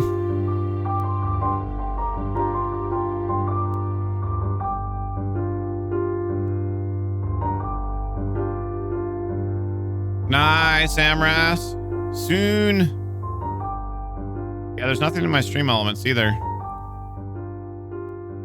The last event in my stream elements was Savas gifted sub to ITD 2 hours ago. I'm assuming from what you're saying that you either bought some merch or donated via stream elements, so I don't know what it's doing. But either way, thank you. And just thank you for being here also. You're a gentleman and a scholar. Stream elements is dead. Crab.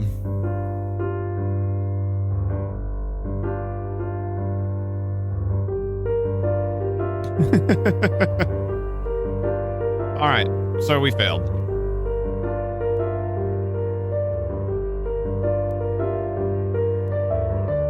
Hey, we're kind of between things. So thank you so much for the 5 gifted, Rocket. And thank you, Tig, for preparing that as well. Okay, so we failed at spot hidden. Go to 37. +1 for Slobs, so Slobs now has 1 point.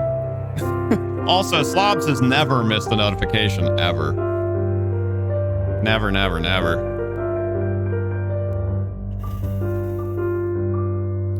The door scrapes behind you. A middle-aged, bespectacled gentleman appears in the doorway.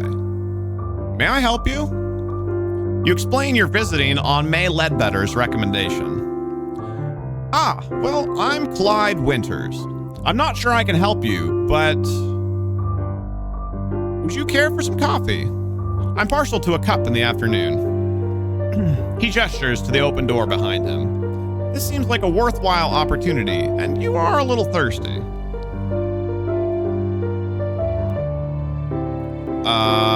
I totally forgot. Which one did I just click?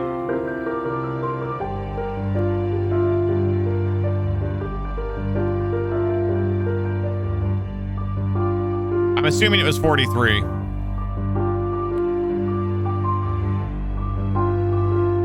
Something about horses. Yeah, it has to have been this one.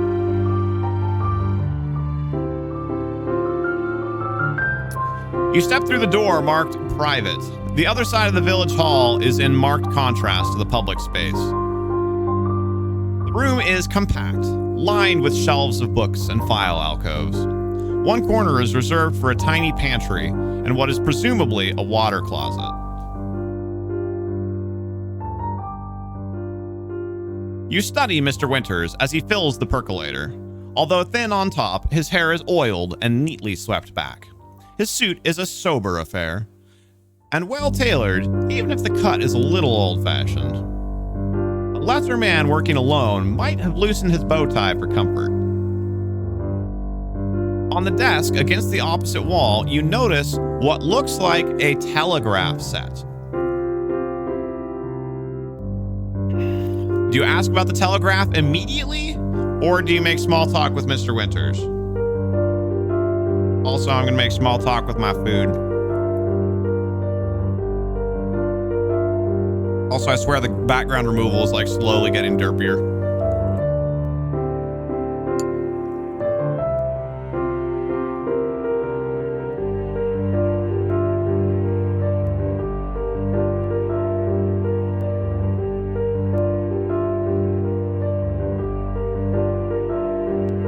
For ask about the telegraph. Buffering at 50%. Oh no, not again. Anybody else getting buffering?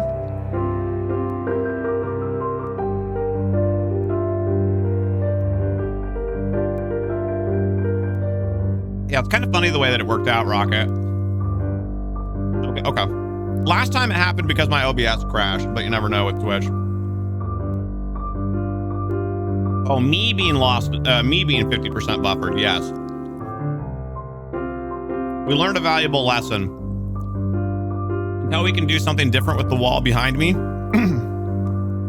light colors do not play well with the background removal.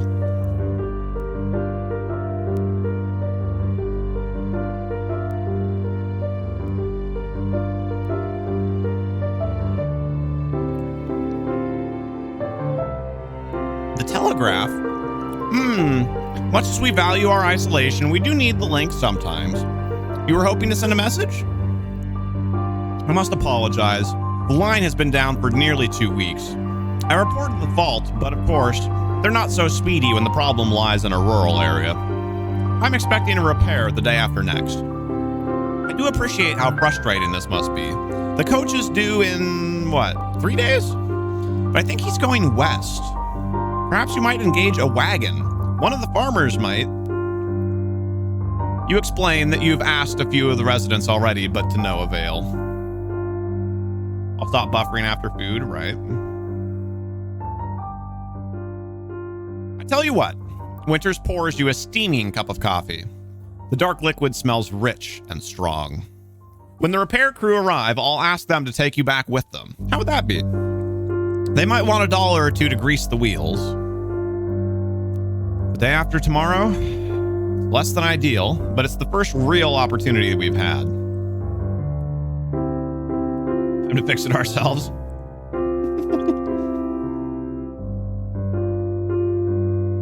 All right, do we thank Winters and leave?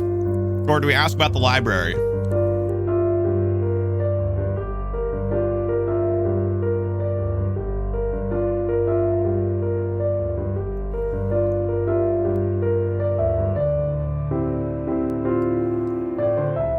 Independent woman of power in the 1920s, yes. Oh my God, you guys, the 1920s were 100 years ago now. Holy crap. I'm used to thinking of that time. I feel like as far as my internal clock goes, it stopped counting in about the mid-2000s. I feel like the 1920s were like 80-ish years ago.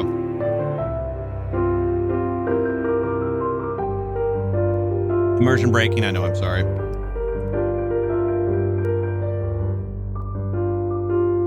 All right, everybody wants to ask about the library.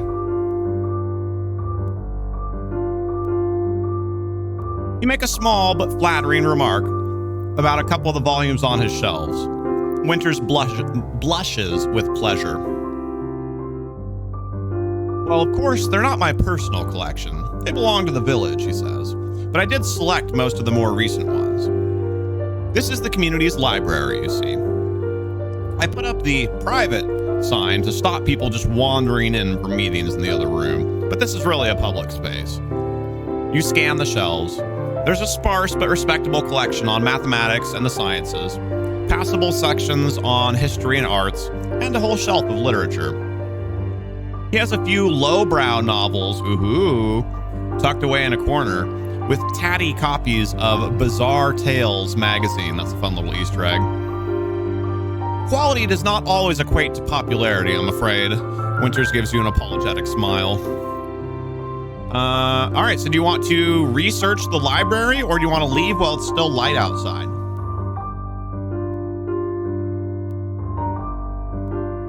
Oops. Sorry. I'm fooding.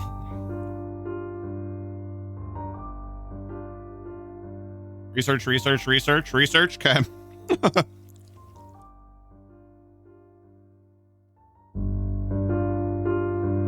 That sound like a bunch of history majors. There's a library? Let's go. Winters is happy for you to spend the rest of the afternoon in study and offers you an upright but comfortable chair. You have enough time to pursue one line of research in depth. What's happening? Oh, my bad. I know what happened.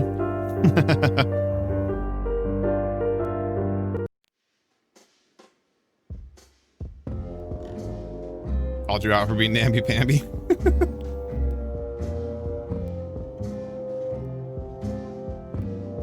All right, so you can read about the history of the area. You can ask about you can read about the festival. You can read something about the sciences, or you can read some weird fiction. For those of you not familiar with the term, weird fiction is like a genre, or well, I guess subgenre of literature.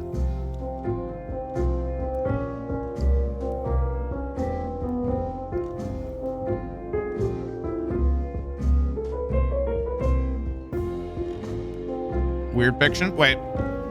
I almost went and clicked on it because somebody just said it in a joke, but we have 2 for festival, 1 for weird fiction. I'll give it another few seconds.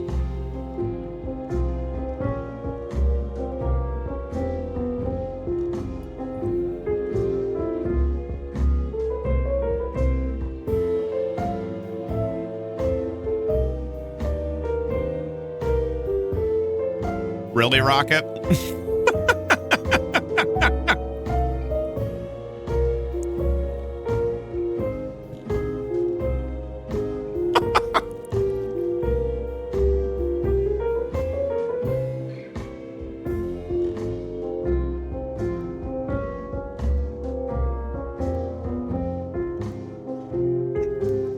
You are not surprised to find that there is no published work on Emberhead's festival. Winters pokes around and finds a case monograph handwritten on yellowing paper by a Dr. Anilowski, an acquaintance of my father's, I believe, Winters says. The manuscript is somewhat difficult to read, and you make slow progress. Onilowski speculates that the festival has its origin in pagan rites brought over by Celtic settlers, which celebrate the ancient festivals of Beltane, Samhain, Imbolc, and Lugnasad. Nailed it. There's some discussion of the struggle between the seasons and a couple of oblique references to the alignment in Emberhead.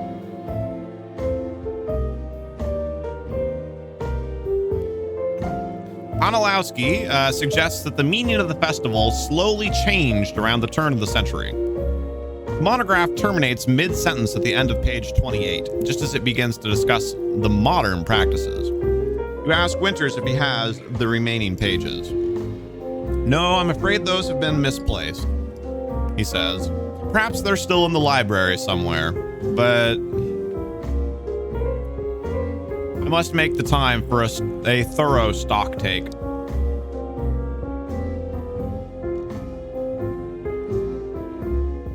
They're so suspicious of this nice, quiet little town. They've done nothing but feed us and let us sleep in their house. Am I eating Irish stew? Very much not. It's tortellini Alfredo.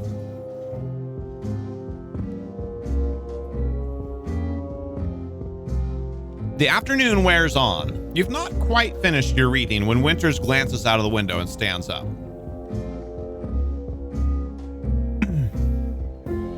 He clears his throat.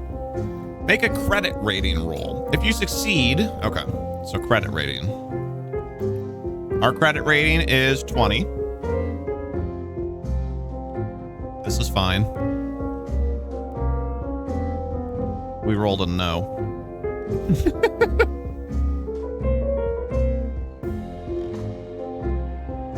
I'm afraid I have some errands to run before dark, so I must close the library for today. I do hope so. Essentially, if we were wealthy enough, he would have let us stay, but he kicked us out because we're poor. I do hope you will return tomorrow afternoon if you're so inclined. You leave the building with Winters waiting as he locks up. You thank him for the coffee and the access to the library. He disappears off down an alley. You hope to be away from the village before tomorrow afternoon, but it's good to know that there's a place you can occupy yourself.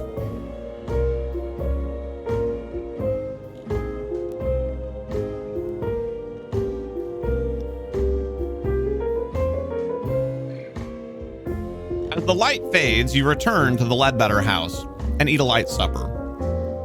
May is unusually taciturn. Ruth's eyes flick to yours several times during the meal. There is an urgency there that you cannot quite interpret. Afterwards, May ushers the girl into their room. You've been in Emberhead for barely one whole day, and you already feel confined by it, both geographically and socially. The evening seems to offer little. You can do some stargazing. You can attempt to talk to Ruth. And the other one doesn't matter.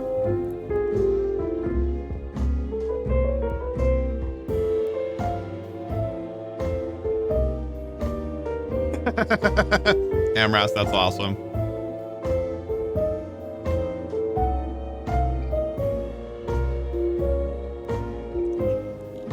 Several quick votes for Ruth. All right.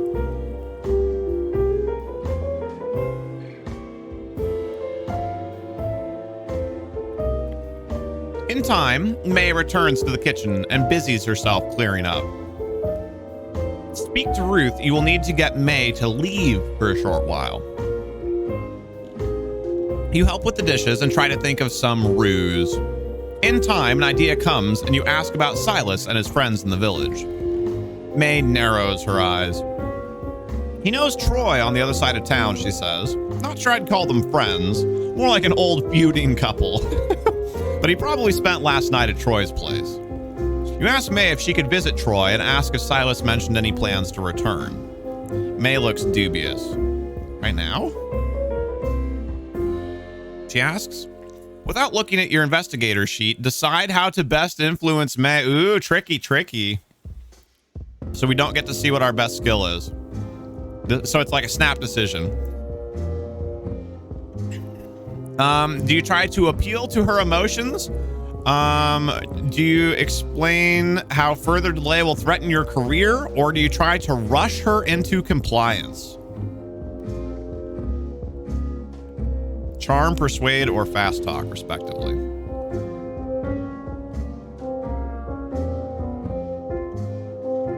Yeah, Smallpox, you weren't here for that, but they took charm.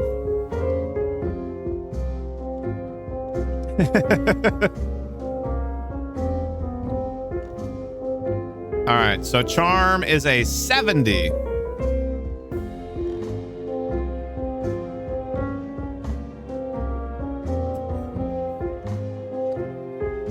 You guys really should never leave me in charge of rolling anything.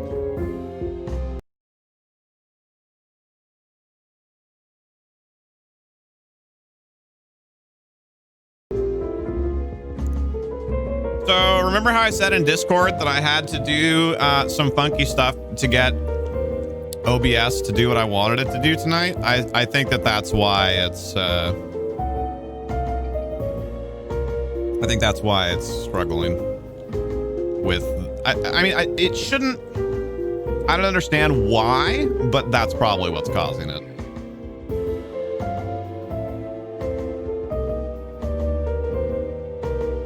I've literally never had OBS crash before tonight, ever. So it has to be something that I did to it to try and make this work.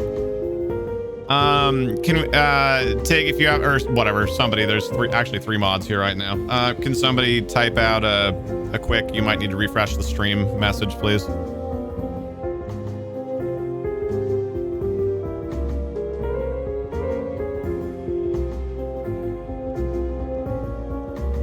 All right, so we failed.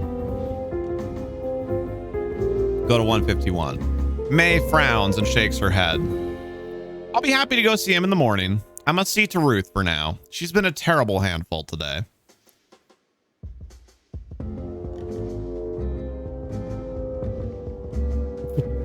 Nailed it, Rocket. This is super weird. Didn't it say that that Ruth was 10? This lady talks about Ruth like she's like 6. Handful. Go get your pumpkin spice latte, lady.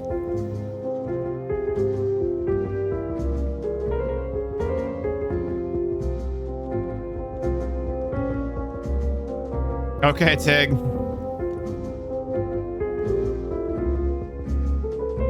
This is what happens when you don't want a kid talking. The familiar surroundings of your guest room are becoming constrictive. The neat bed, small wardrobe, and dressing mirror have the feel of a prison cell about them. What are you still doing here at Emberhead? Your new life is elsewhere. You lie on the bed and stare at a small crack in the ceiling. You turn over the day's events, thinking through the little details you spotted. You're certainly wary from the elevation and the fresh air. But do you still feel safe here? Do you let yourself go to sleep or do you stay awake?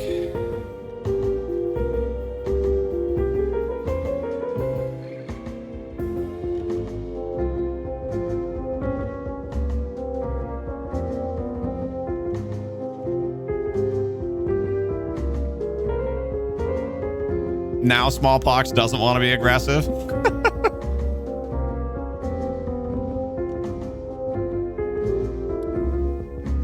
Okay. Stay awake, go to 2:30. Sleep presses down on you. You blink it back and sit up, trying to think through your situation. Everything in Emberhead seems to be working to stop you from leaving. Perhaps the answer is to strike out at first light, to walk as far and as fast as you can. You can always return for your possessions, and if you lose them, you have nothing so precious that it couldn't be replaced. A tiny creak draws your attention to the other side of the room. Slowly, almost silently, the doorknob is turning. Do you grab it and wrench the door open, or do you pretend to be asleep?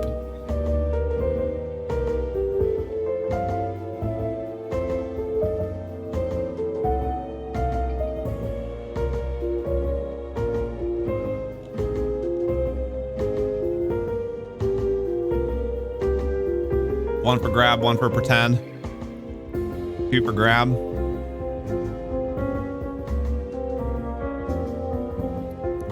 Not sure, Sapporo. There might be. We won't know until we click the link.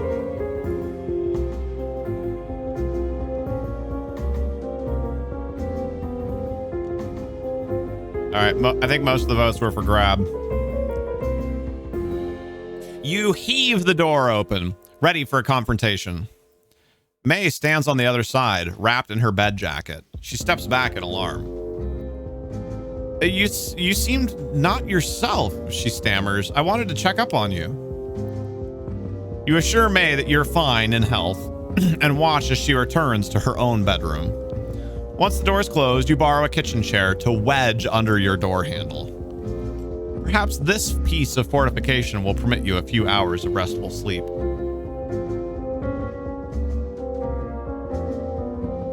You awaken to the sound of feet in the street outside.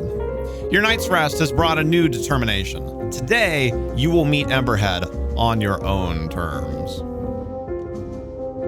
You may restore 1 hit point if you've been wounded. We have not.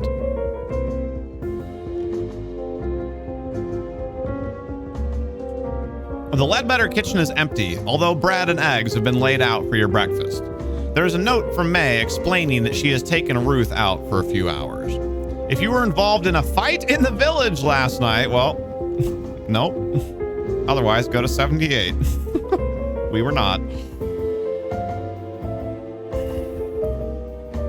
You make a quiet circuit. Right, Amras? You make a quiet circuit of the village, pausing in unobtrusive places to watch the villagers. It is rather busy for this time of morning. Actually, wait, we said meet the village on our own terms, right? Use this song.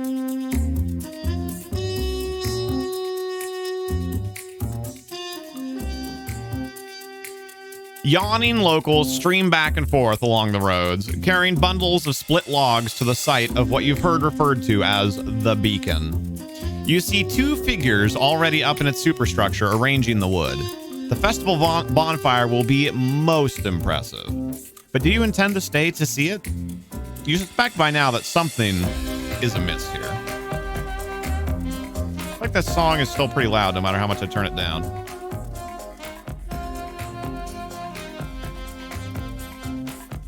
While the villagers are distracted, you may do some illicit investigation, or you may simply leave the town without looking back.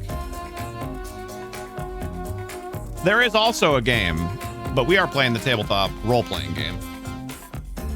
Although we are going to give away a copy of the video game, courtesy of Average Aim, when we're done here. Also, hey-yo!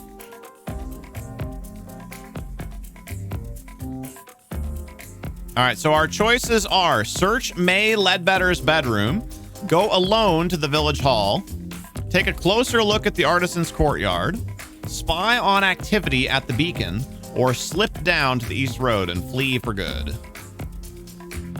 We just started? Well, sort of. The OBS crashed, so it just restarted.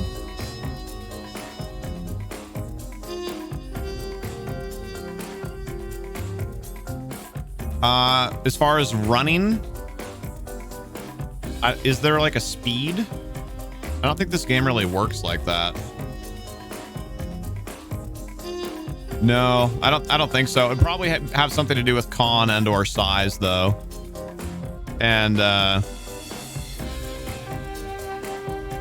we're above average on those. So we're you know, we're okay as far as speed goes.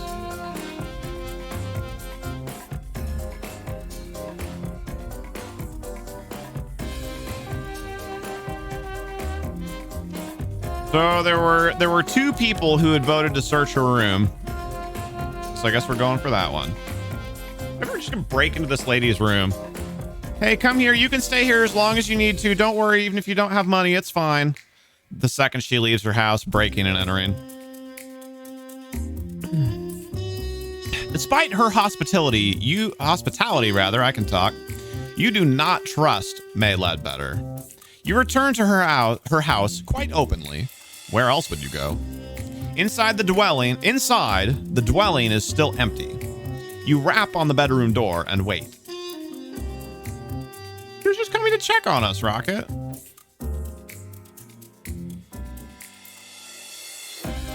Tried to drug us. How did you come up with that?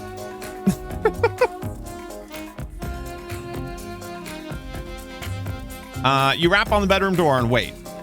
Silence. You ease it open. The Ledbetter bedroom is in marked contrast to your own neat space. Dirty clothes are piled about the floor. On a rough quilt lie school books and cheap novels. You notice a raggedy old doll discarded down the side of the bed. Make a spot hidden roll.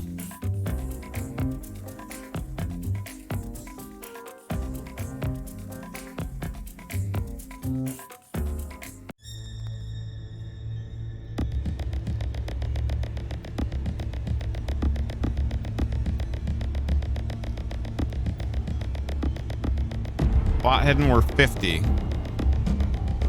All right, guys, pray to the dice gods that this doesn't crash the stream again for whatever reason.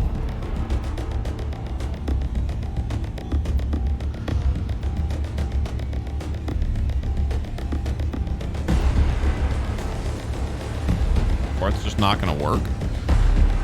Hello?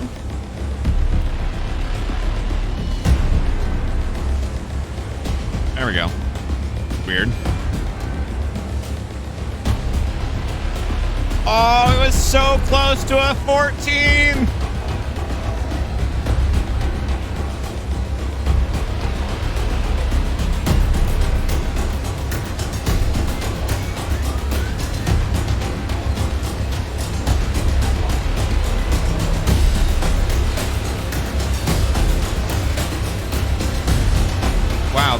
is really loud. Calm down.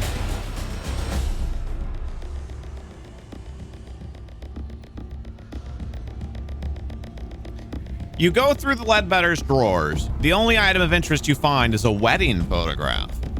May's husband was a wiry man with a square chin. Despite the formality of the pose, you can see the affection between them. You feel a pang of guilt at your intrusion. Also, May might return at any time. Worse at rolling dice than Will Wheaton, true. If you wish to push the spot hidden roll, you may make the roll again. If you succeed, go to 95. If you fail, go to 101. If you would rather not risk it, go to 120. I think push actually means something, but I don't remember what that means.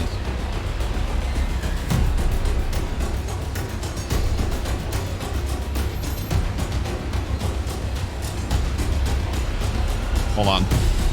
Let me open that PDF really quickly. Oh, thank you, Thadris.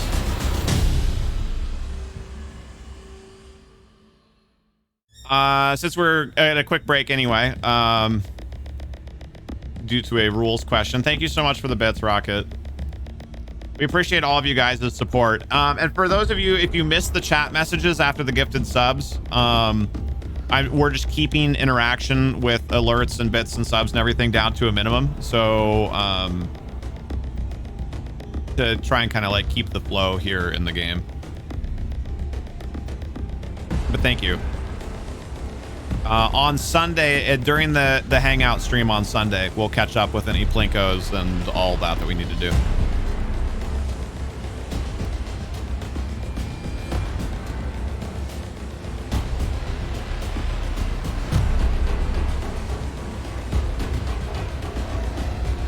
If you can justify it through your investigator's actions, you can push a failed skill roll. Okay.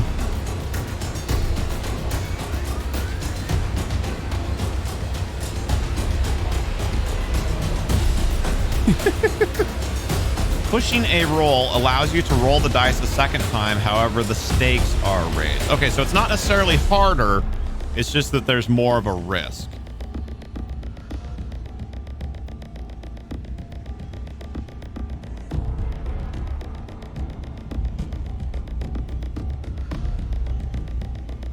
If you fail a second time, the keeper gets to inflict a dire consequence upon your character. Okay.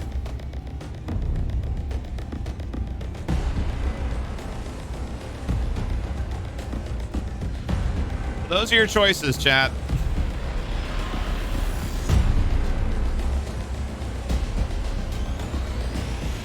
What is your spot hidden? 50. So it's literally a coin flip.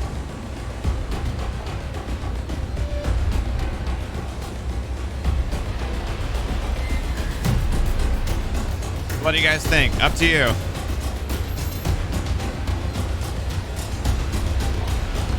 Do it. 2 people say do it. Oh, Drakthar did earlier. Amaras wants to get out. 3-1 for do it. 4-1. All right. 5-1. Okay. So we're retrying that 50-50 chance.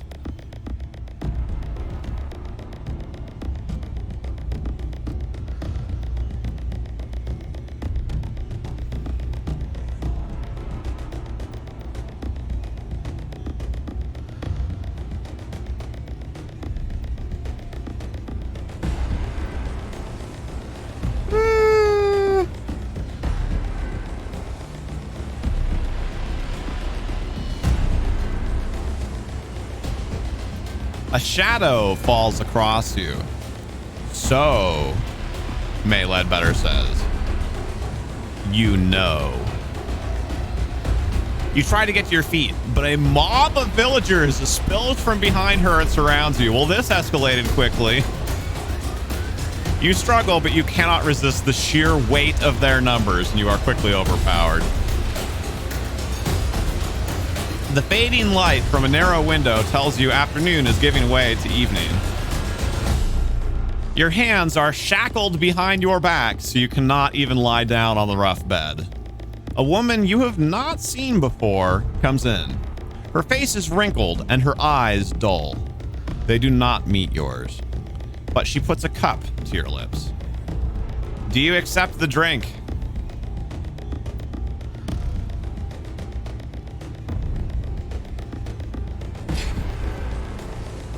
I almost didn't even ask. One vote to accept, 2 votes to, oh wait, hold on. How many is this now? No, reject, no, oh, never mind. So it's 4-2 for no. All right, fine. Party poopers.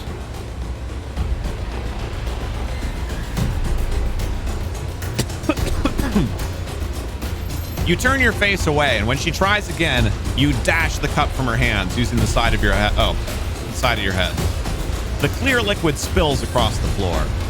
The woman gives a half shrug and turns to leave the room. You shout after her, but she gives no reaction. You soon become thirsty.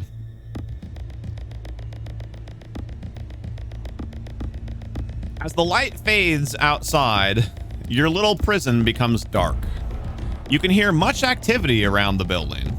Occasionally, an orange glow passes the window. The only comfortable position in the shackles seems to be to sit against the end of the bed with your arms hanging behind you. You need to concentrate and come up with a plan. There is clearly no escape from your bonds. You do not know exactly what your captors want from you, but you cannot ignore the fact that they have spent the entire day constructing a massive bonfire.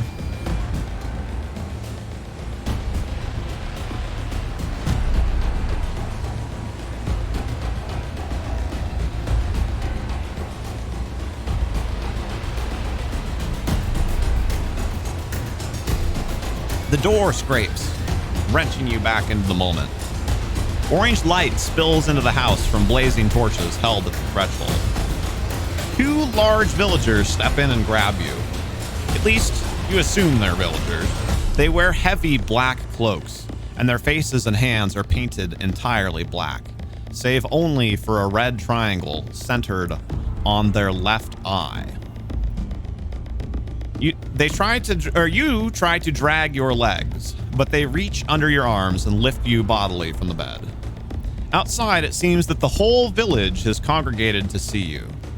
Every single one has a blackened face.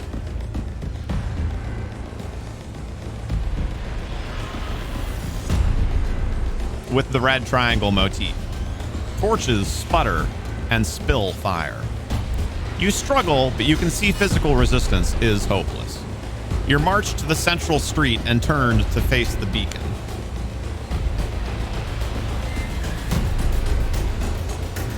Procession down the approach is slow and formal.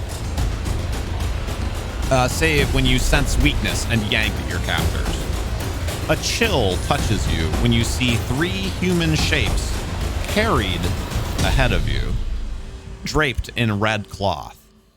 The beacon looms larger and larger. Its dreadful silhouette, a black triangle pointing to the stars. A low drone begins among the cloaked figures, unbidden. The word mourners comes to mind. Smoke from their torches makes you cough, and you feel the heat on your face.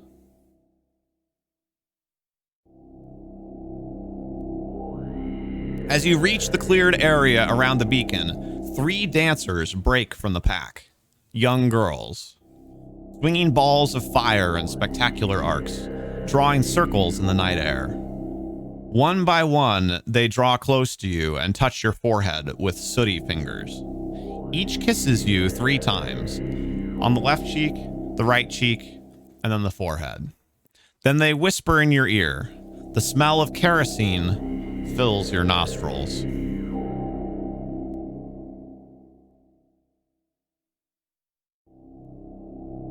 Make an appearance roll.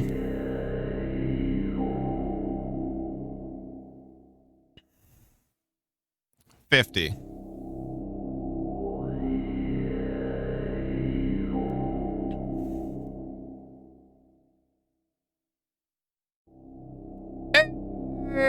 we did a thing.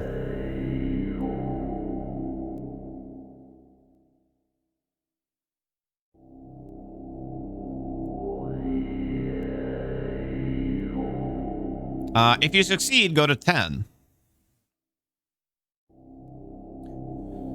Through your sacrifice, the village will be reborn, says the first dancer.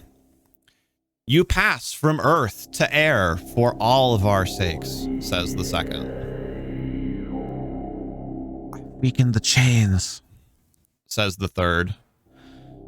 Don't try to escape until the flames are high enough to hide you. You stare at the third dancer.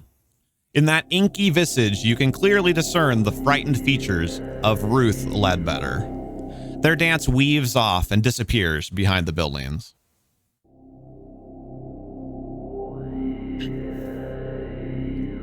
As you arrive beneath the beacon, 10 villagers close in on you. Working with surprising coordination, they immobilize you and lift you up the blackened iron stairs to the raised platform.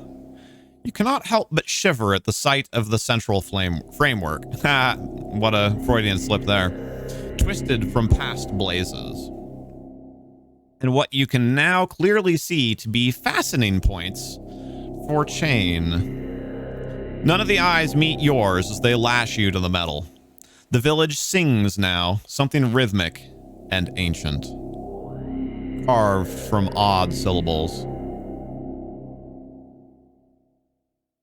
A second group ascends to the beacon, carrying the 3 red-draped bodies. With reverence, they arrange their burdens in a triangle around your feet.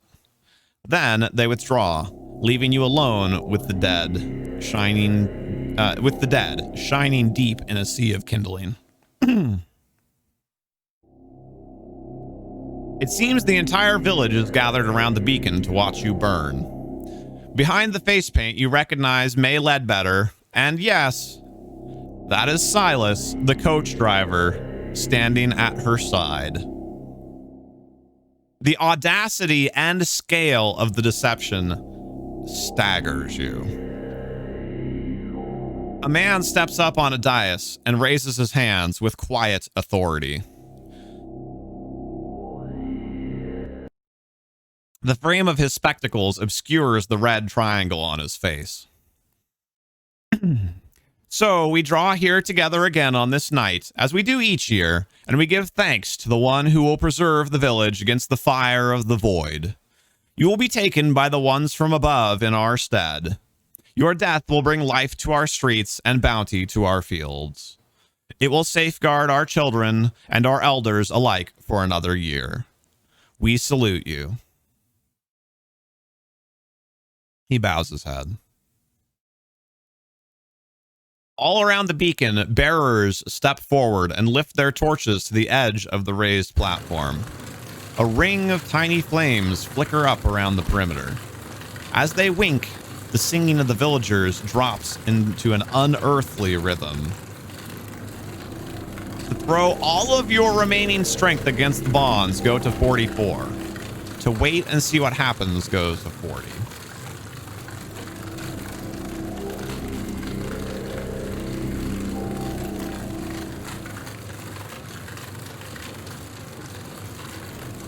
Wait. Okay. The flames snake across the kindling, catching and rising. Smoke rises, and it becomes difficult to see the villagers. The 3 bodies surrounding you catch fire, blazing with sooty red flames. You begin to cough as the smoke enters your lungs and fight down the urge to panic.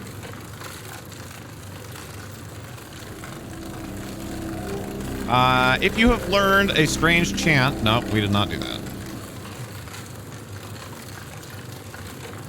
Flames lick at your legs. Your eyes water. You are shrouded in smoke. It might be your imagination, but you think you can feel a slight give in the chains. You throw yourself against them, giving no thought to how they bite into your wrists.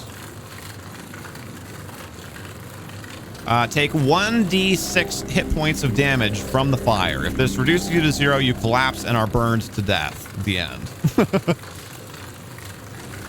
Otherwise, make a strength roll. Okay, well, it's not going to kill us. We're at full.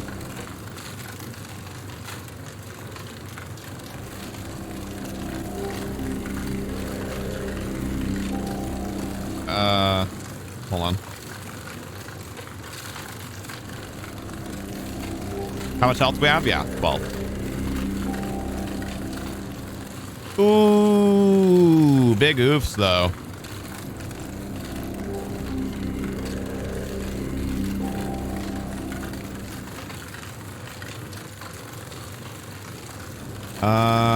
Current hit points. 7. All right, but we did not die. So now we make a strength roll. It's a coin flip.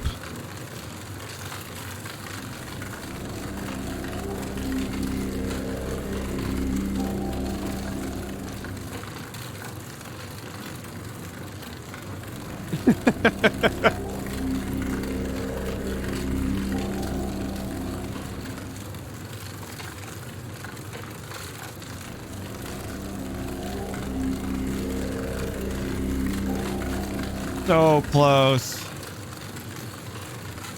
So close.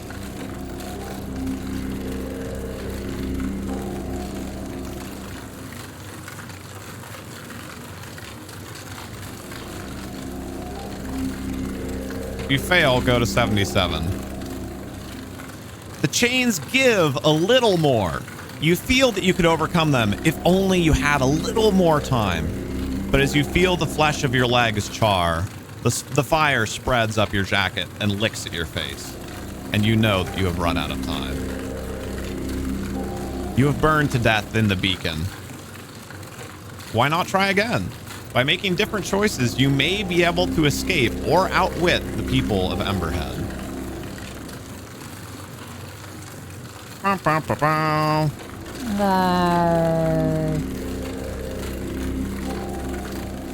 I guess I didn't really think about it. I should have gotten a failure and a success sound.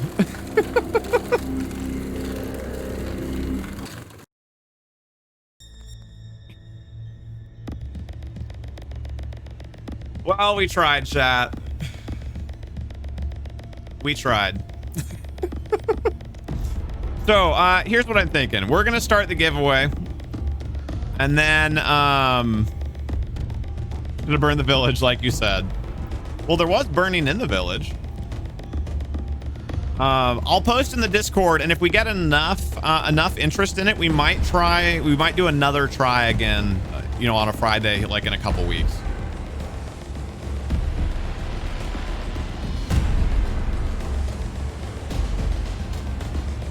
Have we ever won a game of this so far? I thought we won last time. You liked Smallpox? Thank you. Thank you so much for being here. And thank you for the gifted subs earlier, too. All right, let me get this. Holy cow. That was weird. There were 3 instances of OBS running. Define win. Well, I mean, yes. Although there are a lot of outcomes. You don't die. I mean, that's step 1, I suppose. Yes. Yeah, thank you guys so much all for coming and staying for all of this. We were right about on 3 hours, which was what we'd planned. We just started a little bit late. So thank you to everybody who made it. We really appreciate it. For those of you who made it for part of it and then fell asleep, or if you're watching VOD or whatever, no worries. Thank you so much. The plan is to edit this all together and put it up on YouTube. Although I might not put it on YouTube until we do another attempt. We'll see, because I don't want to ruin it for anybody who wasn't here tonight. And there are a lot of things that that we didn't do. I've been through it enough. This is like my 4th or 5th time through. You guys did some things that I've never done, and you guys skipped a lot of stuff. Tons and tons of stuff. That was really fun. I'm really glad to hear it. It was super fun. More of this kind of content. That makes me happy, you guys. Thank you so much. Yeah, there were several times where it was like, if you did blank last night, then do this.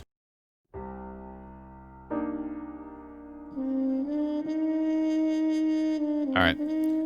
So, yeah, thank you guys so much. It was a ton of fun. Keep your eyes out for more Call of Cthulhu content coming soon, TM. But yeah, keep an eye on the Discord. We'll post something about it there probably within the next week or so to try and figure out another date to try again. And then if that goes well, then we'll probably try the video game, you know, another week or two after that. And then if all that goes well and there's still appetite for the setting, then, yeah, we might look at doing something tabletop on stream or in Discord or something like that on a at least semi-recurring basis.